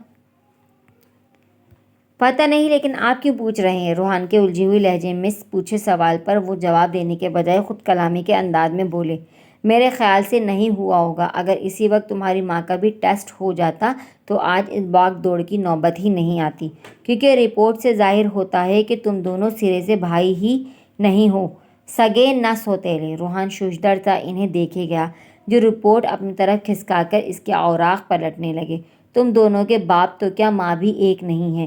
بھائی تو کیا تم دونوں کزن بھی نہیں ہو؟ ایک گھر کے تو کیا تم ایک خاندان کے بھی نہیں ہو؟ باپ دادا سے بھی کہیں سے بھی کوئی رشتہ داری نہیں نکلتی۔ تم دونوں کے ڈی این اے گروپ مکمل طور پر الگ ہیں۔ ڈاکٹر مراد نے ایک صفحہ کھول کر فائل اس کے سامنے رکھ دی، جہاں ایک خانے میں نیگیٹو کلر جلی حروف میں لکھا تھا۔ روحان بے یقینی سے کبھی فائل کو اور کبھی ڈاکٹر کو دیکھنے لگا۔ شہزاد کا ٹیسٹ تمہاری ماں کے ساتھ کرانا چاہیے تھا، وہ ان کے ساتھ بھی میچ نہیں ہوتا، کیونکہ جب وہ ان کی اولاد ہی نہیں ہے تو رپورٹ پازیٹیو کیسے آتی؟ ایسا کیسے ہو سکتا ہے؟ روحان بمشکل دھیمی آواز میں بولا۔ وہ اتنا سن ہو گیا تھا کہ اس کی قوت گوئی کم ہو گئی تھی۔ ہو سکتا ہے، بلکہ ایسا ہی ہوا ہے، اور اس معاملے میں صرف 2 ہی پاسبلٹیز ہیں۔ جہاں شہزاد پیدا ہوا تھا وہیں کوئی گڑبڑ ہوئی ہے یا کی گئی ہے، جس کا علم تمہارے والدین کو بھی نہیں ہو سکا۔ روحان بری طرح چونک اٹھا۔ اس کے کہنے کا مطلب ہے، آپ کے کہنے کا مطلب ہے کہ روحان سے بات پوری کرنا مشکل ہو گیا، مگر وہ دونوں ایک ہی بات سوچ رہے تھے، اس لیے اس کی بات ادھوری بات کا مطلب سمجھتا ڈاکٹر مراد کے لیے مشکل نہیں تھا۔ وہ سر اس بات میں ہلاتے ہوئے کہنے لگے، 5% امکان ہے کہ جو بچہ تمہارے والدین کے ہاں پیدا ہوا تھا وہ غلطی سے دوسرے بچے سے بدل گیا، یعنی کہ شہزاد سے، اور باقی کے 95% امکان کس بات کے ہیں؟ روحان کو خود اپنی آواز مختلف لگ رہی تھی، وہ کسی مشینی انداز میں بول رہا تھا۔ 95% چانسز ہیں کہ بچہ جان بوجھ کر بدل دیا گیا۔ روحان کو اپنی سماعتوں پر یقین نہیں آ رہا تھا، اسے لگ رہا تھا اس کے سر پر کوئی بم پھٹ رہا ہو۔ وہ تو یہ سوچ کر آیا تھا، ٹیسٹ کرانے آیا تھا کہ زندگی میں پھیلا تناؤ ختم ہو جائے گا، مگر یہاں تو اسے اپنے اعصاب پر ایسا تناؤ محسوس ہو رہا تھا کہ اسے اپنے دماغ کی شریانیں پھٹتی ہوئی لگ رہی تھیں۔ اس نے انگلیوں سے کن پٹی کو دباتے ہوئے کمزور سا احتجاج کیا، کسی ہاسپٹل کا عملہ ایسا کیوں کرے گا؟ اس سوال کا جواب تو وہ ہاسپٹل کا عملہ ہی دے سکتا ہے، لیکن ایک بات طے ہے کہ عملے کے عمل میں لائے بغیر اتنی بڑی کارستانی ہو ہی نہیں سکتی۔ سب کچھ اتنا آرگنائز ہوتا ہے کہ بچہ غلطی سے بھی نہیں بدل سکتا۔ یہ صرف ایک سازش کے طور پر واقع ہونا ہی ممکن ہے۔ اب دیکھو نا، ایک ایسا بچہ اگر تمہارے گھر پرورش پا رہا ہے جو تمہارے گھر پیدا ہی نہیں ہوا، تو اس کا صاف مطلب ہے جو بھی گڑبڑ ہوئی ہے بالکل آغاز میں ہی کہیں ہوئی ہے۔ کیا تمہیں پتہ ہے شہزاد کس ہاسپٹل میں پیدا ہوا تھا؟ ڈاکٹر مراد نے صاف گوئی سے اپنا تجربہ پیش کرتے ہوئے سوال داغا تو روحان سن ہوتے ہوئے ذہن کے باوجود چونک اٹھا۔ کوئی خیال بڑی تیزی سے اس کے ذہن میں کوندا تھا اور وہ کہ ایک دم کھڑا ہو گیا۔ ڈاکٹر، یہ بات اور یہ رپورٹ صرف ہمارے بیچ رہنی چاہیے۔ آپ اس کا تذکرہ کسی سے نہیں کریں گے، علیزہ سے بھی نہیں۔ روحان کے کہنے پر انہوں نے خاموشی سے اس بات میں سر ہلا دیا۔ انہیں اگر اس کی بات پر حیرت بھی ہوئی تھی تو بھی انہوں نے ظاہر نہیں کیا، لیکن روحان خود ہی وضاحت دیتے ہوئے کہنے لگا، میں خود علیزہ کو سب بتا دوں گا، اس سے پہلے میں خود ایک دو باتیں پتہ کرنا چاہتا ہوں۔ روحان نے مسافر کے لیے ہاتھ بڑھاتے ہوئے کہا، ڈونٹ وری، میں کسی سے ذکر نہیں کروں گا۔ انہوں نے ہاتھ ملاتے ہوئے یقین دہانی کرائی تو روحان الوداعی کلمات کہہ کر سن کر وہاں سے نکل گیا۔ اپنی گاڑی میں بیٹھ کر وہ مقصد گاڑی کو ادھر ادھر گھماتا رہا، مگر جیسے جیسے اس کا ذہنی تناؤ کم ہوتا جا رہا تھا، ویسے ویسے اس کی گاڑی کی سمت کا تعین بھی ہوتا جا رہا تھا۔ آخر یونیورسٹی ہاسپٹل کے سامنے گاڑی روک کر اس نے جیب سے موبائل نکالا اور شہزاد کا نمبر ملانے لگا۔ شہزاد نے اس کا نمبر دیکھتے ہی فون اٹھا لیا۔ چند رسمی جملوں کے بعد روحان نے سرسری انداز میں پوچھا، شہزاد، تمہارا ڈیٹ آف برتھ کیا ہے؟ مجھے ایگزیکٹ ڈیٹ، ٹائم اور سن بتاؤ۔ کیوں، خیریت؟ شہزاد حیرانی سے بولا، ایسے ہی یار، تمہارے لیے ایک پتھر لینا تھا، تمہارے ستارے سے میچ کرتا۔ روحان اسے فی الحال کچھ بتانا نہیں چاہتا تھا، اس لیے اسے چونکنے کا بھی کوئی موقع نہیں دے سکتا تھا۔ بھائی، آپ کن چکروں میں پڑ رہے ہیں؟ میں ایسی فضول باتوں پر بالکل یقین نہیں کرتا، اور آپ کو بھی نہیں کرنا چاہیے، ان پر زیادہ بھروسہ کرنا شرک ہے۔ ارے یقین تو مجھے خود بھی نہیں ہے، میں صرف اس کا ٹیسٹ لے رہا ہوں۔ تمہاری سالگرہ 2 جون کو ہوتی ہے نا؟ روحان نے موضوع پر واپس آتے ہوئے پوچھا تو شہزاد نے بڑی بے دلی سے اپنا سن پیدائش اور وقت بتا دیا۔ ویسے تمہیں کچھ آئیڈیا ہے کہ تم کس ہاسپٹل میں پیدا ہوئے تھے؟ روحان نے یونیورسٹی ہاسپٹل کے بورڈ کو دیکھتے ہوئے پوچھا۔ نہیں، امی نے کبھی ذکر نہیں کیا۔ ویسے آپ کو بابا کو ضرور یاد ہوگا۔ شہزاد نے اپنی مکمل لاعلمی ظاہر کر دی۔ لیکن ان سے میں نے پوچھنا نہیں چاہتا تھا۔ ویسے میں علیزہ کی والدہ کے ہاسپٹل میں پیدا ہوا تھا، وہ ہمیشہ کہتی تھیں کہ سب سے پہلے انہوں نے مجھے گود میں اٹھایا تھا۔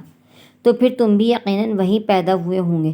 پتہ نہیں، ہو سکتا ہے۔ ویسے عموماً لوگ جاننے والوں کے پاس ہی جاتے ہیں، اور جہاں اتنے پرانے گہرے مراسم ہوں وہاں کسی اور کے پاس جانے کے امکان ذرا کم ہی ہیں۔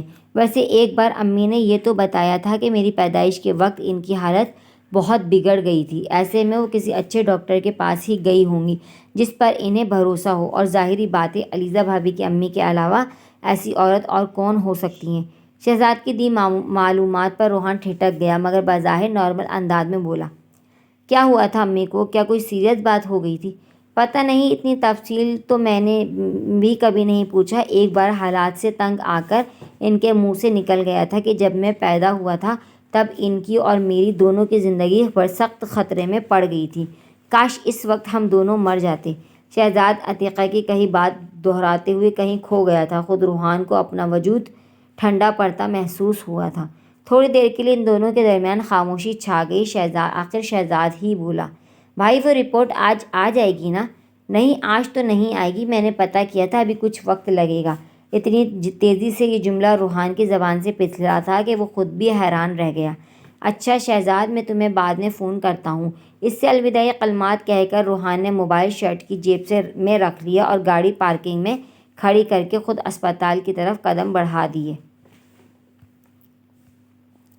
ان کے گھر میں اتنا کھانا کبھی نہیں پکا تھا۔ عموماً وہ سب آدھا پیٹ بھر لینے کے بعد پانی پی کر اپنی بھوک مٹا لیا کرتے تھے، اور آج اس گھر میں بھگونا بھر کر بریانی پکی رکھی تھی، مگر کھانے کے تمام افراد کے اندر سے کھانے کی خواہش دم توڑ چکی تھی۔ وہ سب بھوک پیاسے بیگانہ کونے خدروں میں ایک دوسرے سے منہ چھپائے پڑے تھے۔ یہ اتنی تیاری بھی ماریا باجی نے تنخواہ ایڈوانس میں لے کر کی تھی، ورنہ وہ تو اس قابل بھی نہیں تھے۔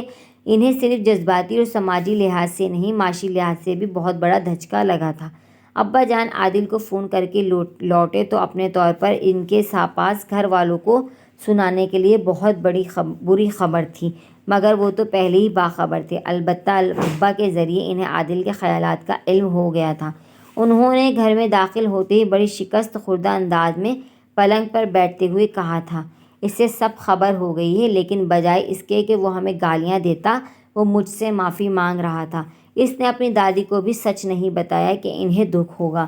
اس کا کہنا تھا کہ میں اس کی دادی کے پاس جا کر ان سے کوئی بات نہ کروں۔ اگر انہیں اس دھوکے کا علم ہو گیا تو ان کی حالت اور بگڑ جائے گی۔ اس نے اپنی دادی سے بس اتنا کہا کہ ہمارے خاندان کے کچھ لوگ اس شادی کے لیے تیار نہیں، اس لیے حوریہ کے والد نے خاندان والوں کے دباؤ میں آ کر شادی سے انکار کر دیا ہے۔ اس کی دادی تو اس قابل نہیں کہ یہاں آ کر ہم سے بات کر سکیں، کچھ دن میں خود ہی سود منا کر ٹھیک ہو جائیں گی۔ ابا کہتے کہتے ہانپنے لگے تھے۔ عادل کے اس اقدام سے انہیں ٹھیس تو پہنچی تھی، مگر اس کے رویے سے انہیں شرمندگی زیادہ ہو رہی تھی۔ وہ اسے تو نہیں کوس سکے، آخر قسمت سے ہی شکوہ کنا ہو گئے تھے۔ بہت ہی اچھا لڑکا تھا وہ، جو اتنا کچھ ہونے کے باوجود میرے ساتھ اتنے ضبط سے بات کر رہا تھا، لیکن اتنا اچھا داماد ہمیں کیسے مل سکتا تھا؟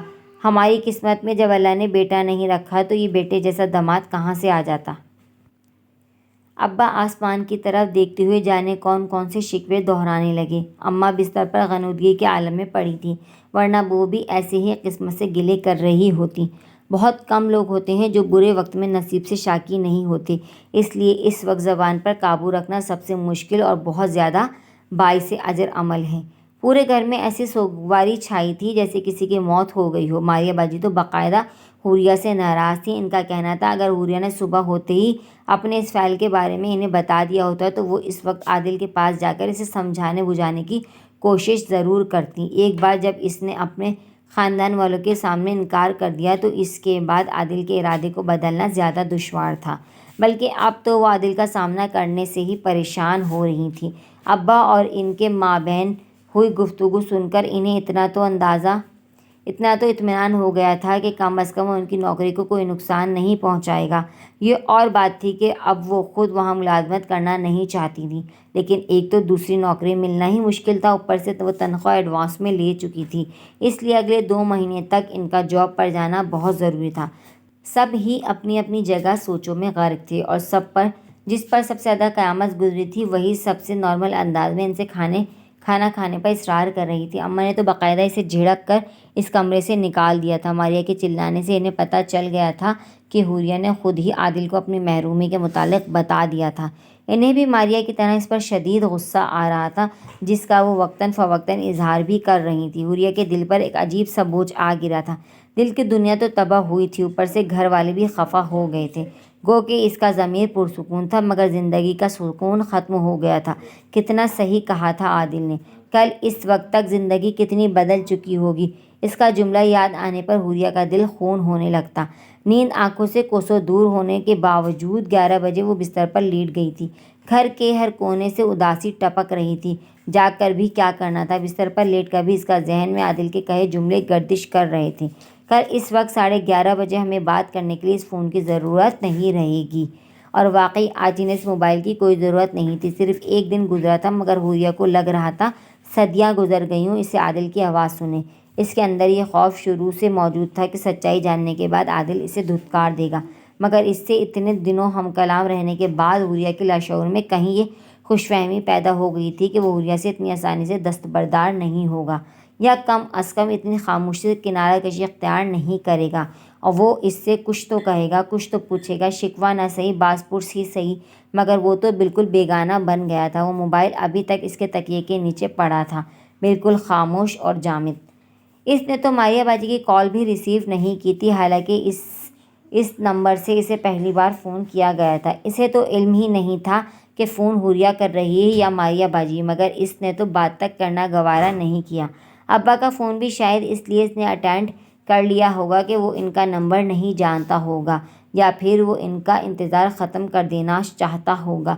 ساری زندگی اندھیروں میں گزارنے کے باوجود اسے اپنی زندگی میں اتنی تاریکی کبھی محسوس نہیں ہوئی تھی جتنی آج لگ رہی تھی۔ روحان کو خود نہیں پتا تھا وہ ہاسپٹل میں جا کر کیا پوچھے گا۔ ایک عجیب طرح کی بے چینی نے اس کے پورے وجود کا احاطہ کر رکھا تھا۔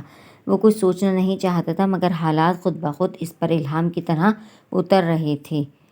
اگر شہزادہ واقعی اسی ہسپتال میں پیدا ہوا تھا تو کیا وہ سارے خدشات صحیح ہوں گے جو ڈاکٹر مراد نے ظاہر کیے تھے؟ اگر ایک ایسا بچہ تمہارے گھر میں پرورش پا رہا ہے جو تمہارے گھر میں پیدا ہی نہیں ہوا، تو اس کا صاف مطلب یہی ہے کہ جو بھی گڑبڑ ہوئی ہے بالکل آغاز میں ہی کہیں ہوئی ہے۔ ہسپتال کے کوریڈور میں چلتے ہوئے ڈاکٹر مراد کی کہی بات کسی ہتھوڑے کی طرح اس کی سماعتوں سے ٹکرا رہی تھی۔ 95% چانسز ہیں کہ بچے کو جان بوجھ کر بدل دیا گیا ہے۔ روحان خالی ذہنی کے عالم میں ریسیپشن پر آ کھڑا ہوا۔ اگر یہ سب سچ ہے اور بالکل ایسا ہی ہوا ہے جیسا ڈاکٹر مراد کہہ رہے ہیں، تو کیا شوکت آنٹی کو ان سب باتوں کا علم ہے؟ ایک بات تو طے ہے، عملے کے علم میں لائے بغیر اتنی بڑی کارستانی ہو ہی نہیں سکتی۔ ڈاکٹر مراد کی کہی باتیں اس کے ذہن میں اٹھتے ہر سوال کا جواب دے رہی تھی، ساتھ ہی اس کی سوچوں کو ایک نئے رخ پر گامزن کر رہی تھی۔ اگر یہ سب اس کے علم میں تھا تو کیا یہ ان کے ہی حکم سے ہوا ہوگا؟ اور وہ سب کچھ جاننے کے باوجود اتنے دنوں تک وہ خاموش رہیں۔ اتنا کچھ ان کی آنکھوں کے سامنے ہوتا رہا۔ بابا نے طلاق سے پہلے انہیں رپورٹ دکھائی تھی، جسے دیکھ کر وہ خاموش ہو گئی تھیں۔ اس وقت انہیں بولنا چاہیے تھا، پھر وہ خاموش تماشائی کیوں بنی رہیں؟ کم از کم انہیں "میں آئی ہیلپ یو سر" جانے لامتناہی سوچوں کا سلسلہ کب تک چلتا رہتا کہ ریسیپشنسٹ کے پوچھنے پر وہ چونک اٹھا۔ وہ ایکچولی اس کے سمجھ میں نہیں آ رہا تھا وہ کیا کہے۔ ڈاکٹر مراد کی بات سن کر اسے لگا تھا وہ ابھی شوکت آنٹی کے پاس پہنچ جائے اور ساری الجھی گتھی سلجھا لے، مگر یہاں آ کر اسے احساس ہوا تھا کہ اس کے لیے اسے باقاعدہ لائحہ عمل ترتیب دینا ہوگا، ورنہ اتنے برسوں تک شوکت آنٹی نے جو بات چھپائی تھی وہ اس کے پوچھنے پر اتنی آسانی سے کیوں بتا دیں گی؟ بلکہ اگر انہیں بھنک بھی پڑ گئی کہ اسے ان پر شک ہو گیا ہے تو ان کے سارے راستے کو ایک گٹھن بنا دے گی۔ اسے جو بھی پتہ کرنا تھا ان کے علم میں لائے بغیر کرنا تھا۔ "سر، آپ کو کس سے ملنا ہے؟" ریسیپشنسٹ نے مؤدب انداز میں پوچھا۔ اس سے پہلے کہ روحان کچھ کہتا، ایک خوشی سے بھرپور آواز سماعتوں سے ٹکرانے پر وہ چونک کر پلٹنے پر مجبور ہو گیا۔ "ارے روحان بیٹا، تم یہاں!" براؤن شیفون کی ساڑی پر ڈاکٹر کا مخصوص سفید کوٹ پہنے شوکت آنٹی اس کے روبرو کھڑی تھیں۔ اسے اچانک وہاں دیکھ کر ان کس قدر خوشی ہوئی تھی وہ ان کے چہرے پر صاف ظاہر تھی، مگر پہلی بار انہیں دیکھ کر روحان نے سلام کیا نہ ان کی خیریت پوچھی۔ وہ تو جیسے کچھ بولنے کے قابل ہی نہیں رہا تھا۔ بے دھیانی میں انہیں دیکھتے ہوئے وہ مسکرا بھی نہیں سکا، لیکن انہوں نے محسوس ہی نہیں کیا، بلکہ بڑے پرجوش انداز میں وہ ریسیپشنسٹ سے اس کا تعارف کرانے لگی۔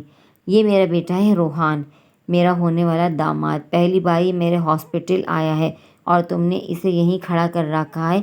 ان کے انداز ڈانٹنے والا نہیں تھا، تبھی ریسیپشن پر کھڑی سسٹر شرمندہ ہونے کے بجائے خود مزاجی سے رسمی جملے بولنے لگی، جنہیں قطع کرتے ہوئے شوکت آنٹی نے پوچھا، "خیریت تو ہے نا؟ تم یہاں کیسی؟"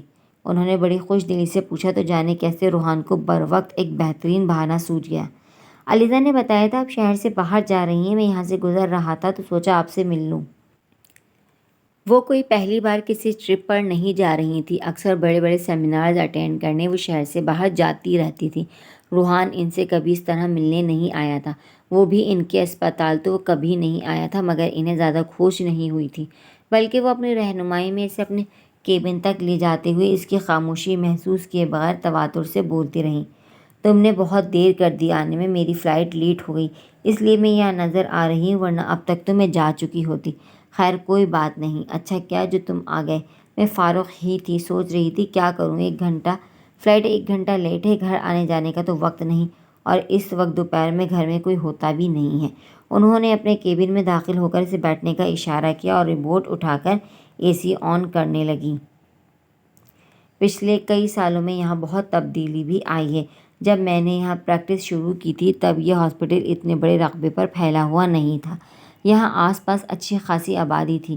پھر جیسے جیسے ہاسپٹل مشہور ہوتا گیا، یہاں کی انتظامیہ ساری زمینیں خرید کر ہاسپٹل سے ملحق کرتی گئی۔ وہ کھڑکی سے نظر آتے خوبصورت مصنوعی جھرنے پر نظر جمائے ہوئے بولی، ابھی بھی ہاسپٹل کی پچھلی جانب موجود ایریا کو خریدنے کا سوچا جا رہا ہے، لیکن اتنی بڑی زمین حاصل کرنا بہت مشکل ہوتا ہے۔ کافی گنجان آبادی ہے، وہاں کافی لوگوں کے ذاتی گھر ہیں، تھوڑا کمرشل ایریا بھی ہے، وہاں دکانیں، ہوٹلز ہیں، اچھی خاصی مارکیٹ ہے اور اسکول وغیرہ بھی ہے۔ شوکت آنٹی تفصیل سے بتاتی انٹرکام کی طرف پلٹ گئیں۔ 2 کپ چائے آرڈر کرنے کے بعد وہ اس سے بابا کی خیریت پوچھنے لگیں۔ آنٹی، میں بھی اسی ہاسپٹل میں پیدا ہوا تھا نا؟ روحان نے بظاہر بات سے بات نکالتے ہوئے پوچھا، جبکہ حقیقتاً وہ آہستہ آہستہ اپنے مطلوبہ موضوع کی طرف آ رہا تھا۔ اس کے پوچھنے پر شوکت آنٹی کے چہرے پر ایک شفیق مسکراہٹ دوڑ گئی۔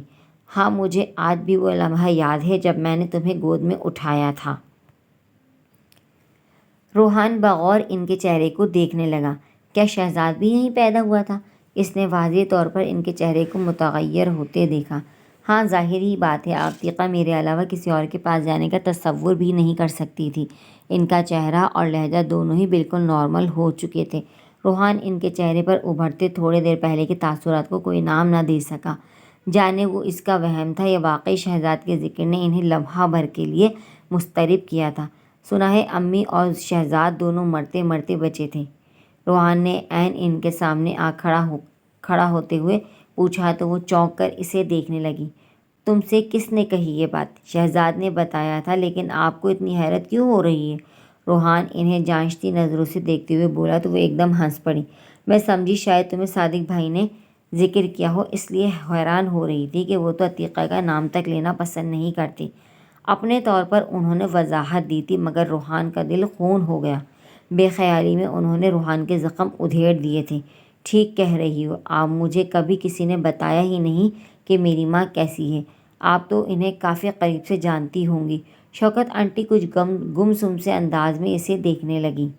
ہاں، بہت اچھی طرح جانتی تھی میں اسے، بہت اچھی تھی وہ، بالکل سلجھی ہوئی، صرف اپنے کام سے کام رکھنے والی۔ وہ ایسے بول رہی تھی جیسے گہری نیند میں ہو، ان کی نظریں کسی غیر مرئی نکتے پر مذکور ہو گئی تھیں۔ اگر وہ اتنی اچھی تھیں تو بابا نے ان پر یقین کیوں نہیں کیا؟ یہ سوال اصولی طور پر اسے بابا سے کرنا چاہیے تھا، مگر وہ یہاں انہیں پرکھنے آیا تھا، جبکہ وہ توقع کے مطابق موضوع سے پہلو تہی کرتے ہوئے بولیں، چھوڑو ان باتوں کو، یہ ابھی تک چائے نہیں آئی۔ انہوں نے کہنے کے ساتھ ہی انٹرکام کی طرف ہاتھ بڑھایا کہ اسی وقت ایک بڑی عمر کی ماسی چائے لیے کمرے میں داخل ہوئیں۔ ارے اماں، بڑی لمبی عمر ہے آپ کی، شوکت آنٹی اپنے سابقہ خوش باش لہجے میں بولی۔ روحان کو اس کے آنے سے کوفت تو ہوئی۔ اب شوکت آنٹی کو دوبارہ اس موضوع کی طرف لانا کافی مشکل تھا، پھر بھی اپنی فلائٹ کے لیے ایئرپورٹ روانہ ہونے والی تھی، جانے ان سے دوبارہ کب ملاقات ہوتی۔ اماں، اسے جانتی ہیں آپ؟ کون ہے یہ؟ شوکت آنٹی نے چائے میز پر رکھتی اماں سے پوچھا تو وہ گردن گھما کر اسے دیکھنے لگی۔ کچھ دیر اسے پہچاننے کی کوشش کرنے کے بعد انہوں نے نفی میں سر ہلا دیا۔ روحان ان سے پہلی بار مل رہا تھا، مگر وہ جانتا تھا شوکت آنٹی کس حوالے سے پوچھ رہی ہیں، اور واقعی اماں کے جواب نہ دینے پر وہ ہنس کر بولی، اماں، یہ اپنی علیزہ کا ہونے والا خاوند ہے۔ شوکت آنٹی کا کہنا تھا کہ اماں کو تو جیسے قارون کا خزانہ مل گیا ہو۔ وہ اتنی خوش ہوئیں کہ روحان کو حیرانی ہونے لگی۔ ماشاء اللہ، کتنی پیاری جوڑی ہے دونوں کی، سبحان اللہ۔ ان کی نان اسٹاپ بلائیں اور دعائیں شروع ہو گئی تھیں۔ شوکت آنٹی کو ان کے انداز پر بھی ہنسی آنے لگی۔ اماں، ایک اور بات بتاؤں، یہ ہمارے اسپتال میں ہی پیدا ہوا تھا اور اسے آپ نے ہی نہلایا تھا۔ شوکت آنٹی کی بات پر وہ مزید جوش میں آ گئیں۔ اب تو گویا ہر دوہرا رشتہ ہو گیا تھا، جبکہ روحان حیرانی سے شوکت آنٹی کو دیکھنے لگا۔ مجھے انہوں نے نہلایا تھا؟ کوئی نرس یا مڈ وائف نہیں تھی؟ اس سے پہلے کہ شوکت آنٹی کچھ کہتی اماں جھڑکتے ہوئے بولی، ارے چھوڑو، نرسوں سے زیادہ اچھا کام آتا ہے ہمیں۔ نرس کو کیا پتہ، یہ کام کتابیں پڑھنے سے نہیں آتے۔ مجھ سے پوچھو، میرے 8 بچے تھے جب میں ڈاکٹر بی بی کے پاس کام مانگنے آئی تھی۔ روحان بے یقینی سے شوکت آنٹی کو دیکھنے لگا۔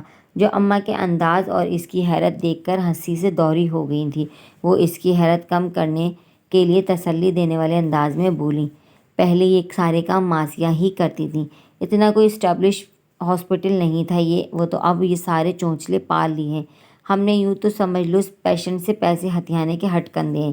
اس سے پہلے کہ روحان کچھ کہتا، انٹر کام پر شوکت آنٹی کے لیے کوئی بلاوا آ گیا تو وہ اس سے ایکسکیوز کرتی کمرے سے نکل گئی، ساتھ ہی اماں کو ہدایت کر گئیں کہ روحان کا سر کھانے کی ضرورت نہیں، مگر علیزہ شاید ان کی کچھ زیادہ ہی لاڈلی تھی کہ ان کا جوش و خروش کم ہی نہیں ہو رہا تھا۔ وہ روحان کو علیزہ کی عادت مزاج کے بارے میں بتانے لگی اور ایسے بتانے لگی جیسے روحان نے خالص روایتی انداز میں صرف اماں کی پسند پر سر جھکا کر اس سے منگنی کر لی ہو۔ روحان بغیر کچھ بولے چپ چاپ علیزہ نامہ سنتا رہا کہ اچانک بولتے بولتے انہیں کچھ یاد آیا اور وہ چونک کر پوچھنے لگی، تمہارا یوم ولادت کیا ہے؟ کیا چیز؟ روحان کے سر پر سے گزر گئی ان کی بات۔ ارے تم کب پیدا ہوئے تھے؟ تاریخ بتاؤ تو شاید مجھے یاد آ جائے کہ تم بچپن میں کیسے تھے اور تمہاری ماں کون تھی۔ اماں یہ بہت سال پرانی بات ہے، آپ تو ایسے پوچھ رہی ہیں جیسے تاریخ بتاتے ہی چھم سے میرا بایو ڈیٹا حاصل کر دیں گی۔ روحان نے مسکراتے ہوئے سمجھانے والے انداز میں کہا، ارے ڈیٹا ویٹا نہیں آتا، مجھے باقی سب بتا سکتی ہوں کہ کس وقت پیدا ہوئے تھے تو کس مزاج کے ہوں گے۔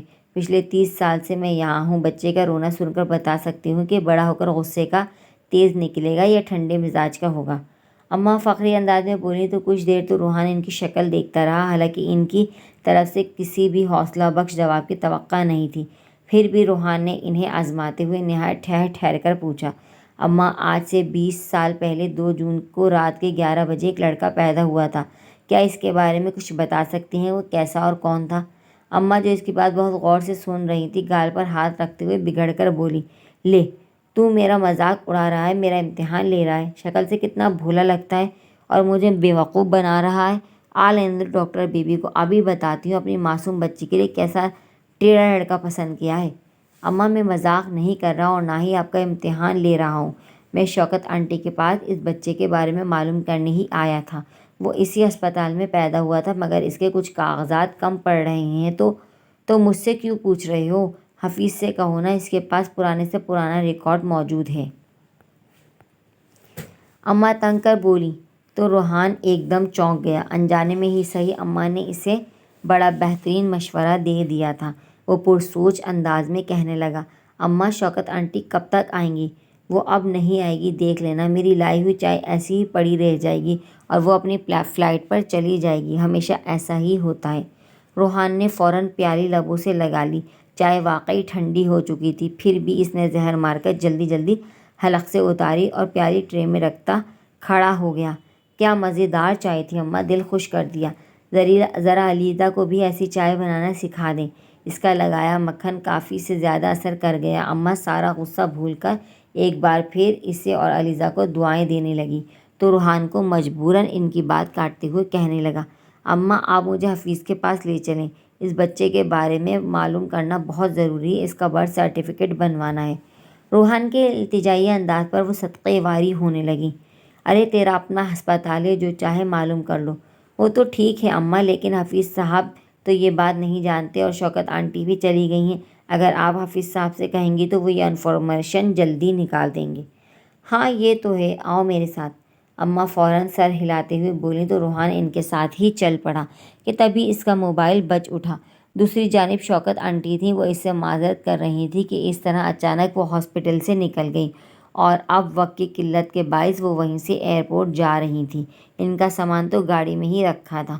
روحان کو یہ اطلاع سن کر گو نہ گو اطمینان ہوا تھا، اس نے انہیں احتیاط سے سفر کرنے کی ہدایت دیتے ہوئے فون بند کر دیا۔ تھوڑی دیر بعد وہ اماں کی رہنمائی میں شوکت آنٹی کے کمرے سے کافی دور بنے ایک آفس میں کھڑا ہوا تھا۔ شاید اس کمرے میں ہسپتال کا تمام ریکارڈ موجود تھا۔ مختلف ریک میں بے تحاشا فائلز رکھی تھیں اور کئی میز پر کمپیوٹرز موجود تھے، جن میں سے صرف ایک زیر استعمال تھا۔ ایک دبلا پتلا سا تقریباً 45 سال کا سانولا سا آدمی آنکھوں پر نازک سا فریم کا چشمہ لگائے پورے انہماک سے اپنے کام میں مشغول تھا۔ اماں کے کمرے میں داخل ہونے پر بھی اس نے کوئی خاص دھیان نہیں دیا، مگر جب انہوں نے روحان کا تعارف شوکت آنٹی کے داماد کی حیثیت سے کرایا تو وہ اپنی جگہ سے اٹھ کر اس سے مصافحہ کرتے ہوئے رسمی کلمات بولنے لگا۔ حفیظ بیٹا، اسے ایک بچے کا ریکارڈ دیکھنا ہے۔ شوکت بی بی کو ایک کام آ پڑا تو وہ چلی گئی، اب تم ہی اس کی مدد کرو۔ اماں نے لجاجت سے کہا تو وہ گھڑی دیکھتے ہوئے بولا، اس وقت تو میں بہت مصروف ہوں، اب اگر پھر کسی دن آ جائیں۔ وہ کہہ کر روحان کی شکل دیکھنے لگا جو خود بھی کس قدر الجھ گیا تھا۔ پھر کسی دن آنے اور نئے سرے سے اس شخص سے مل کر بات کرنے میں بہت وقت ضائع ہو جاتا، اور پھر شوکت آنٹی کے سامنے یہ سب کرنا ممکن بھی نہیں تھا۔ اس سے پہلے کہ روحان کچھ کہتا، اسے تعامل کا شکار دیکھ کر حفیظ صاحب خود ہی کہنے لگے، آپ کو کیا پتہ کرنا ہے؟ آپ کے ہاسپٹل میں 20 سال پہلے ایک بچہ پیدا ہوا تھا، اس کا برتھ سرٹیفکیٹ کھو گیا ہے، اسی سلسلے میں ریکارڈ نکلوانا ہے۔ روحان نے سوچا سمجھا بہانہ سنا دیا۔ 20 سال پرانا ریکارڈ؟ اس نے حیرانی سے دہرایا۔ کیا کوئی پرابلم ہے کیا؟ روحان نے پوچھا۔ نہیں، پرابلم تو نہیں ہے، سارا پرانا ریکارڈ تو بھی ہم نے کمپیوٹر میں ڈال دیا ہے، مگر اس نے کچھ سوچتے ہوئے کہا، پھر جیسے شوکت آنٹی کا لحاظ کرتے ہوئے ایک حل نکالنے پر مجبور ہو گیا، اگر آپ کو اس بچے کا پیدائش کا دن اور نام وغیرہ سب معلوم ہے تو میں کمپیوٹر میں پاسورڈ ڈال دیتا ہوں، فائل آپ خود اوپن کر لیں۔ ریکارڈ چیک کرنے کا اتنا بہترین موقع مل جائے گا، یہ تو روحان کے وہم و گمان میں بھی نہیں تھا۔ وہ اس پیشکش پر فوراً راضی ہو گیا۔ جی آپ آرام سے اپنا کام کریں، میں خود انفارمیشن حاصل کر لوں گا۔ پلیز مائنڈ مت کیجیے گا، آج میرے 2 کولیگ نے ایک ساتھ چھٹی کر لی ہے، اگر میں بزی نہ ہوتا تو۔ اس نے شرمندگی سے کہتے ہوئے دانستہ جملہ ادھورا چھوڑ دیا۔ ڈاکٹر شوکت کے داماد کے لیے اس کے پاس وقت نہیں تھا۔ یہ احساس اسے خجالت کی اتھاہ گہرائیوں میں دھکیلے جا رہا تھا، جبکہ روحان اس شاندار آفر پر اچھا خاصا پرجوش ہو گیا تھا، اس لیے اس کا کندھا تھپتھپاتے ہوئے بولا، کوئی بات نہیں، آپ صرف پاسورڈ ڈال دیں، باقی سب میں خود کر لوں گا۔ وہ واقعی بہت مصروف تھا، اس لیے کمپیوٹر آپریٹ کر دینے کے بعد ایک بار بھی جھانک کر اس نے یہ نہیں دیکھا تھا کہ روحان کس بچے کی فائل اوپن کر رہا ہے۔ خود روحان بھی جلد از جلد کام ختم کرنے کی کوشش کر رہا تھا تاکہ حفیظ صاحب کو بھنک بھی نہ پڑے کہ اس نے کس کی فائل اوپن کی ہے۔ بھلے ہی شوکت آنٹی چلی گئی تھی، لیکن ان کی واپسی پر حفیظ صاحب اور اماں اس کے یہاں آمد اور اس کی تمام کارروائی کی تفصیلی اطلاع دے سکتے تھے۔ ایسے میں بچے کا نام مخفی رکھنا از حد ضروری تھا۔ روحان کی انگلیاں تیزی سے کی بورڈ پر حرکت کر رہی تھیں۔ شہزاد کا سن اور تاریخ پیدائش کمپیوٹر میں ڈالتے ہی اس دن پیدا ہونے والے تمام بچوں کی لسٹ اسکرین پر نمودار ہو گئی۔ روحان نے سر کو شہزاد کے نام پر رکھ کر کلک کیا تو اس نے پوری فائل روحان کے سامنے کھل گئی۔ اپنی اماں کا نام اسکرین پر جگمگاتا دیکھ کر وہ ارد گرد کے ماحول سے بیگانہ ہو گیا اور خود فراموشی کے عالم میں ان کی رپورٹس پڑھتا چلا گیا۔ ایک ایک چیز کا ریکارڈ موجود تھا۔ اس فائل میں عتیقہ کس دن کتنے بجے چیک اپ کے لیے آئیں، اور پڑھتے وقت اتنا مگن ہو گیا کہ یہ بھول ہی گئے کہ وہ یہاں آیا کیوں ہے۔ بڑے ہی آرگنائز طریقے سے ساری تفصیلات درج تھیں۔ آخر وہ اس وقت چونکا جب الٹرا ساؤنڈ کی رپورٹ اس کے سامنے آئی، تب وہ تمام احساسات کو پشِ پشت ڈال کر ایک بار پھر متحرک ہو گیا، مگر آگے کی تفصیلات میں کہیں ایسی کوئی بات نہیں تھی جسے پڑھ کر روحان کو کوئی سرا مل جاتا۔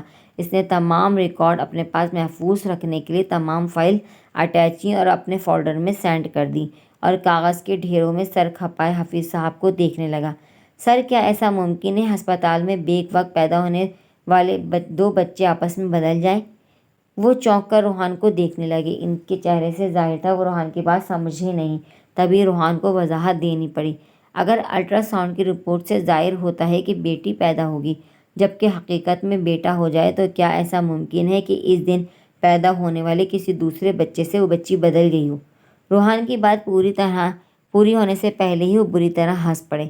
الٹرا ساؤنڈ کی رپورٹ تو اکثر غلط ہو جاتی ہے، اس کا یہ مطلب تھوڑی ہے کہ بچے بدل گئے، بلکہ ہمارے اسپتال میں تو عرصہ دراز سے اس اصول پر عمل کیا جا رہا ہے کہ والدین کو پہلے سے کچھ بتایا ہی نہیں جاتا، کیونکہ بعد میں الٹرا ساؤنڈ کی رپورٹ سے الگ نتیجہ سامنے آتا ہے تو والدین بہت پریشان کرتے ہیں۔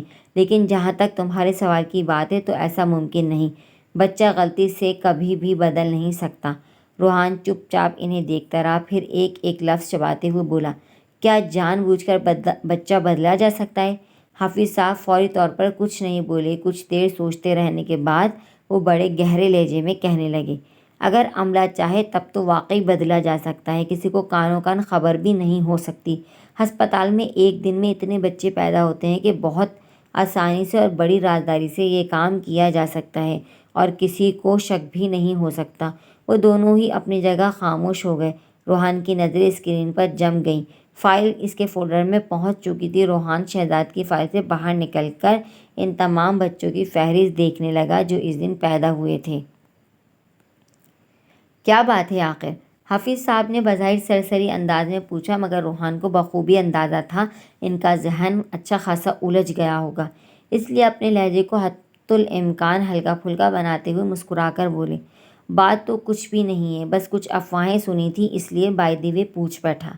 روحان نے ایک مایوس کن نظر اسکرین پر ڈالی۔ جہاں شہزاد کے ساتھ پیدا ہونے والے بچوں کی فہرست تھی وہاں صرف 2 نام موجود تھے اور دونوں لڑکے تھے، جبکہ اسے یقین تھا شہزاد کے بجائے ان کے گھر ایک بیٹی پیدا ہوئی ہوگی، جیسا کہ الٹرا ساؤنڈ کی رپورٹ سے ظاہر تھا، مگر بعد میں اس لڑکی کو کسی وجہ سے شہزاد سے بدل دیا گیا۔ افواہوں کو خود پر حاوی مت ہونے دو، زندگی عذاب ہو جائے گی۔ ویسے بھی جس ہاسپٹل میں بیٹھے ہو وہاں ایسے غیر قانونی کام نہیں ہوتے۔ حفیظ صاحب نے بھی جواب میں مسکراتے ہوئے کہا، کیوں آپ کا اسٹاف فرشتوں پر مشتمل ہے کیا؟ روحان نے احتیاطاً شہزاد کی ڈیٹ آف برتھ سے ایک اور 2 دن پہلے کی لسٹ کھنگالنی شروع کر دی۔ روحان جس میز کا کمپیوٹر استعمال کر رہا تھا اس کا رخ کچھ ایسا تھا کہ حفیظ صاحب اسکرین نہیں دیکھ سکتے تھے، انہیں کمپیوٹر کا پچھلا حصہ نظر آ رہا تھا۔ نہیں، میرا مطلب ہے جن اسپتالوں میں ایسی حرکتیں ہوتی ہیں وہ بدنام ہو ہی جاتے ہیں۔ ایسی باتیں زیادہ چھپائی نہیں جا سکتی۔ اسٹاف میں سے ہی کوئی نہ کوئی راز لیک آؤٹ کر دیتا ہے۔ اب نظام الدین سینٹر کو ہی لے لو، ہمارے اسپتال کی پچھلی سائٹ پر جو آبادی ہے وہاں عرصے دراز سے وہ اسپتال موجود ہے، وہ ایسے کاموں کے لیے بہت مشہور ہے۔ مریض پتھری نکلوانے آتا ہے اور اس کی کڈنی چوری کر کے بیچ دی جاتی ہے۔ ہنگامی حالات میں آئے مریضوں کے ساتھ تو اور بھی برا سلوک ہوتا ہے۔ جن لاشوں کی شناخت نہیں ہوتی ان کے ہر اعضاء کو کاٹ کر بیچ دیا جاتا ہے۔ حفیظ صاحب کہتے چلے گئے۔ روحان کو اپنے جسم میں سنسنی سی دوڑتی محسوس ہو رہی تھی۔ تو کیا آپ کے ہسپتال میں کبھی وہاں سے کوئی چیز منگوائی جاتی ہے؟ میرا مطلب ہے اچانک ضرورت پڑنے پر۔ کیسی باتیں کر رہے ہیں؟ حفیظ صاحب نے تیزی سے اس کی بات کاٹ دی۔ وہ تو غریبوں کا ہسپتال ہے، وہاں وہی لوگ جاتے ہیں جو مہنگا علاج افورڈ نہیں کر سکتے، جبکہ ہمارا ہاسپٹل شہر کا ہی نہیں ملک کا بہترین ہاسپٹل ہے۔ یہاں علاج کے لیے شہر کی جانی مانی ہستیاں آتی ہیں۔ اگر یہاں ایسے فراڈ ہوا کرتے تو یہ ہاسپٹل کب کا بند ہو گیا ہوتا۔ ان کے جرا کرتے لہجے پر روحان سنجیدگی سے انہیں دیکھتے ہوئے بولا، آپ کا ہاسپٹل شہر کا ہی نہیں ملک کا بہترین ہاسپٹل ہے۔ یہاں علاج کے لیے شہر کی جانی مانی ہستیاں آتی ہیں۔ ظاہری بات ہے آپ کو ان کے اعضاء کاٹ کر بیچنے کی ضرورت نہیں، لیکن کسی ایمرجنسی کی صورت میں نظام الدین جیسے ہسپتالوں سے کٹے ہوئے اعضاء تو خریدے جا سکتے ہیں۔ آخر جانی مانی ہستیوں کو خوش کرنا بھی تو ضروری ہے تاکہ وہ بار بار یہیں آئیں۔ اپنے بہترین اسپتال کے نام اور ساکھ کو بچانا اور برقرار رکھنا اتنا آسان تو نہیں۔ اگر ایسی کوئی بات ہوتی تو پتہ چل ہی جاتا۔ وہ کسی طور ماننے کے لیے تیار نہیں تھے۔ کہاں پتہ چلتا ہے؟ بقول آپ کے نظام الدین اسپتال عرصہ دراز سے قائم ہے، کیا ہوا ہے اس کے خلاف آج تک؟ بدنام ہونے کے باوجود لوگ وہاں جاتے ہیں کیونکہ لوگوں کو علم ہی نہیں ہوگا۔ یہ تو آپ خود اس فیلڈ میں ہیں، اس لیے آپ کو اپنے شعبے سے منسلک دوسرے اداروں کی کارکردگی اور ریپوٹیشن کا علم ہے، اور پھر وہ غریبوں کا اسپتال ہے اس لیے اس کی بات زیادہ اچھالی جاتی ہوگی، ورنہ آپ اگر ہسپتال اعضاء کاٹ کر بیچنے پر بدنام ہیں تو دوسرا کوئی ہسپتال خریدنے پر بدنام ہونا چاہیے، کوئی امیروں کا ہسپتال۔ روحان کا لہجہ تنزیہ ہو گیا۔ حفیظ صاحب ٹھٹک کر بغور اسے دیکھنے لگے، کیوں کیا غلط کہہ رہا ہوں میں؟ کوئی دوسرا ادارہ غیر قانونی طریقے سے کاٹے گئے اعضاء خریدتا ہوگا تبھی تو وہ بیچتے ہیں۔ خریدنے والے بھی اتنے ہی مجرم ہیں جتنے بیچنے والے، اور دیکھا جائے تو سب سے قریب آپ کا ہی اسپتال ہے، امیروں کا ہسپتال، جہاں شہر کی جانی مانی ہستیاں آتی ہیں۔ سب سے زیادہ آرڈرز تو نظام الدین ہسپتال کو یہیں سے جاتے ہوں گے۔ روحان زہر خون لہجے میں بولتا ایک جھٹکے سے کھڑا ہو گیا۔ حفیظ صاحب اب اسے پریشان نظروں سے دیکھنے لگے تھے، مگر روحان نے اپنی بات کا اثر زائل کرنے یا انہیں مطمئن کرنے کی کوئی کوشش نہیں کی۔ اس کے اندر اتنی کڑواہٹ گھل گئی تھی کہ وہ فوراً کمپیوٹر شٹ ڈاؤن کر کے انہیں اللہ حافظ کیے بغیر آفس سے نکل آیا۔ ماریہ باجی اگلے دن آفس نہیں گئیں۔ ان کی ہمت نہیں ہو رہی تھی عادل کا سامنا کرنے کی۔ سارا اسٹاف جانتا تھا عادل کی شادی ماریہ باجی کی بہن سے ہو رہی ہے۔ وہ کس کس کو جواب دیں گی؟ اگر شادی ہو گئی ہوتی تو ان کا گریز میں ایک جھجک ہوتی، مگر شادی ٹوٹنے پر انہیں سارے اسٹاف سے شرم آ رہی تھی۔ اس کے لیے عادل سے کترانے میں ایک غصہ، ایک خفگی بھی در آئی تھی۔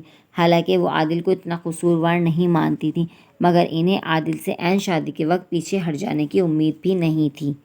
چاروں ناچار انہیں آفس تو جانا پڑا، مگر آفس جا کر انہیں توقع کے برعکس حالات کا سامنا کرنا پڑا، جو انہوں نے گھر آتے ہی خوشی خوشی حوریہ کے گوش گزار کر دیا۔ ماریہ باجی اور عادل آفس میں الگ الگ فلور پر بیٹھتے تھے۔ عادل خود ماریہ باجی کے پاس بطور خاص ملنے آیا تھا۔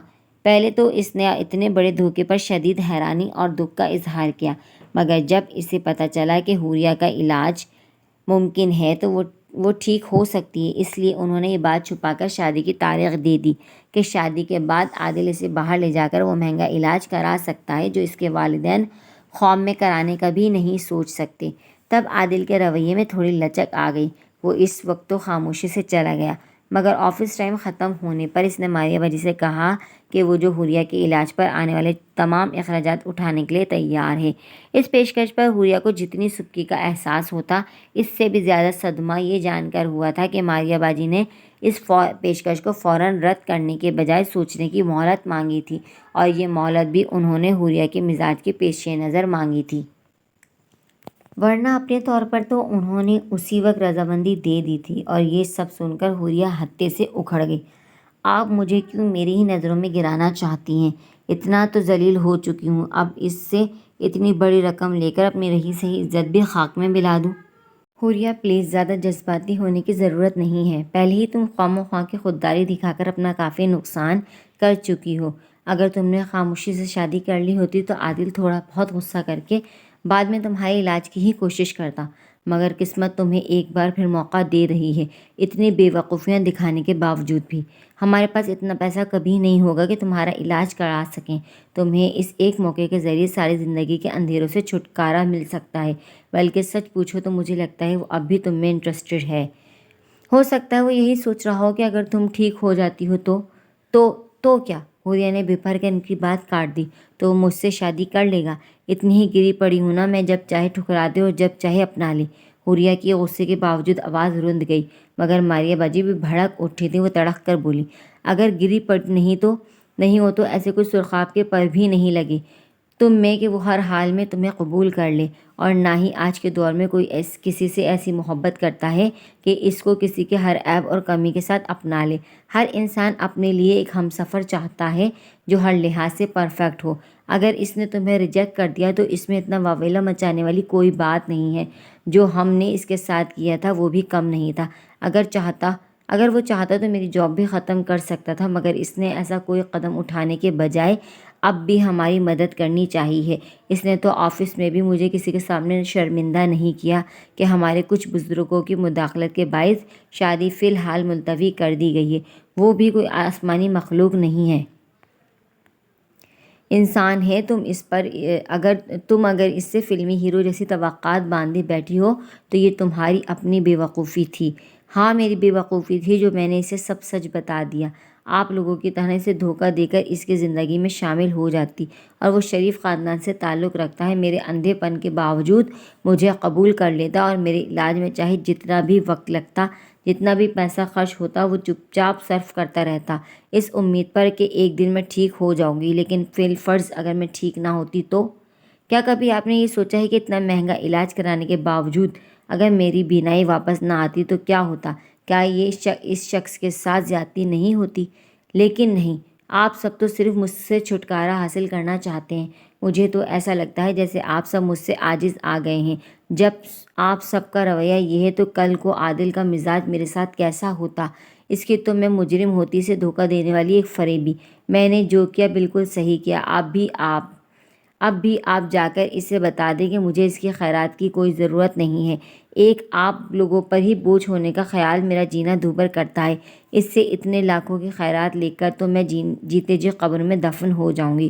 حوریہ کے تنفر سے شروع کی گئی بات کا اختتام ایک سرد آہ پر ختم ہوا تھا، مگر حوریہ باجی اس کی اداسی سے اس اداسی پر مزید سلگ گئی تھی، تبھی چبا کر بولی، ہاں تم بس فضول کی باتیں سوچ سوچ کر اپنا ہی دل جلاتی رہو گی۔ اگر اتنی شرمندگی ہے تو ہم لوگوں پر بوجھ ہونے پر تو شادی کر کے عادل کے ساتھ چلی جاتی۔ سچ تو یہ ہے کہ حوریہ تم اس قابل ہی نہیں ہو کہ تمہارا بھلا سوچا جائے۔ تمہیں کیا لگتا ہے ہمیں اس سے خیرات لے کر بڑی خوشی ہو رہی ہے؟ ہم صرف تمہیں ٹھیک دیکھنا چاہتے ہیں جو اتنی بڑی رقم بھیک لینے کے لیے راضی ہو گئے ہیں۔ ایک تو پہلے ہی ہمارے پاس کچھ نہیں تھا، اوپر سے گھر آتی بارات تک راستے سے لوٹ گئی۔ وہ تو شکر ہے کہ ہم نے خاندان میں کسی سے شادی کا ذکر نہیں کیا، مگر محلے میں تو سب جانتے ہیں۔ تمہیں کیا پتہ محلے میں کتنی باتیں ہو رہی ہیں۔ مجھے تو ڈر ہے محلے والوں کے ذریعے ایک دن سب خاندان والوں کو بھی پتہ چل جائے گا۔ کاش مراد نے کھانے کا انتظام برابر والوں کے گھر میں نہ کیا ہوتا تو آج یہ شرمندگی نہ اٹھانی پڑتی۔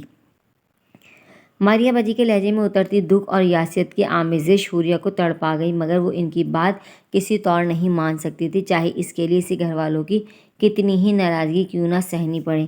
اور واقعی آنے والے دنوں میں سے لگا تھا جیسے زندگی اس پہ دن بدن تنگ ہوتی جا رہی ہو۔ اماں نے تو اس کی بات کا جواب تک دینا چھوڑ دیا تھا۔ ماریا باجی، عالیہ باجی اور شادیہ بھی اکثر خفا سی رہتی۔ صرف ایک ابا تھے جو پہلے سے بھی زیادہ نرم ہو گئے تھے۔ ان کا میٹھا لہجہ سن کر بھی اسے اذیت ہی ہوتی تھی۔ ان کے اکیلے کی محبت اتنے سارے مخلص لوگوں کی درشتگی کو کم نہیں کر سکتی تھی۔ پھر یہ احساس اور سوار ہو جاتا کہ ابا کی محبت اور شفقت کے بدلے وہ انہیں ذرا سا بھی آرام نہیں پہنچا سکتی، بلکہ ہمیشہ ان کے وجود ان کے لیے تکلیف کا باعث بنا رہا۔ وہ شدید قسم کے ذہنی دباؤ کا شکار رہنے لگی تھی۔ کبھی بھی اس کا شدت سے دل چاہتا کہ کچھ کھا کر خود کو ختم کر لے، مگر جانے کیا چیز تھی جو اسے اس فیصلے سے باز رکھے ہوئے تھی، ورنہ اپنا وجود اسے قطعی غیر اہم اور بے مصرف لگنے لگا تھا۔ گو کہ پہلے بھی اس کا اپنے بارے میں یہی خیال تھا، مگر اب دن بدن یہ خیال زور پکڑتا جا رہا تھا کہ اب اپنا آپ اسے دنیا پر بوجھ لگنے لگا تھا۔ اکثر اس کے ذہن میں سوال ابھرنے لگا تھا کہ وہ پیدا ہی کیوں ہوئی تھی؟ اللہ تعالیٰ نے اس دنیا میں کیوں بھیجا تھا؟ اگر بھیج ہی دیا تھا تو اب اٹھا کیوں نہیں لیتا؟ دنیا میں اتنے سارے لوگ روز مرتے ہیں اور پھر اسے موت کیوں نہیں آتی؟ وہ کیوں زندہ ہے؟ سارا دن اپنے کمرے میں پڑی وہ ایسی ہی باتیں سوچتی رہتی۔ آج کی قصے کے لیے اتنا ہی۔ ملتے ہیں کل اس ناول کے اگلے حصے کے ساتھ۔ تو جب تک اپنا بہت سارا خیال رکھیے گا، ویڈیو کو لائک، شیئر اور چینل کو سبسکرائب ضرور کیجیے گا۔ اللہ حافظ۔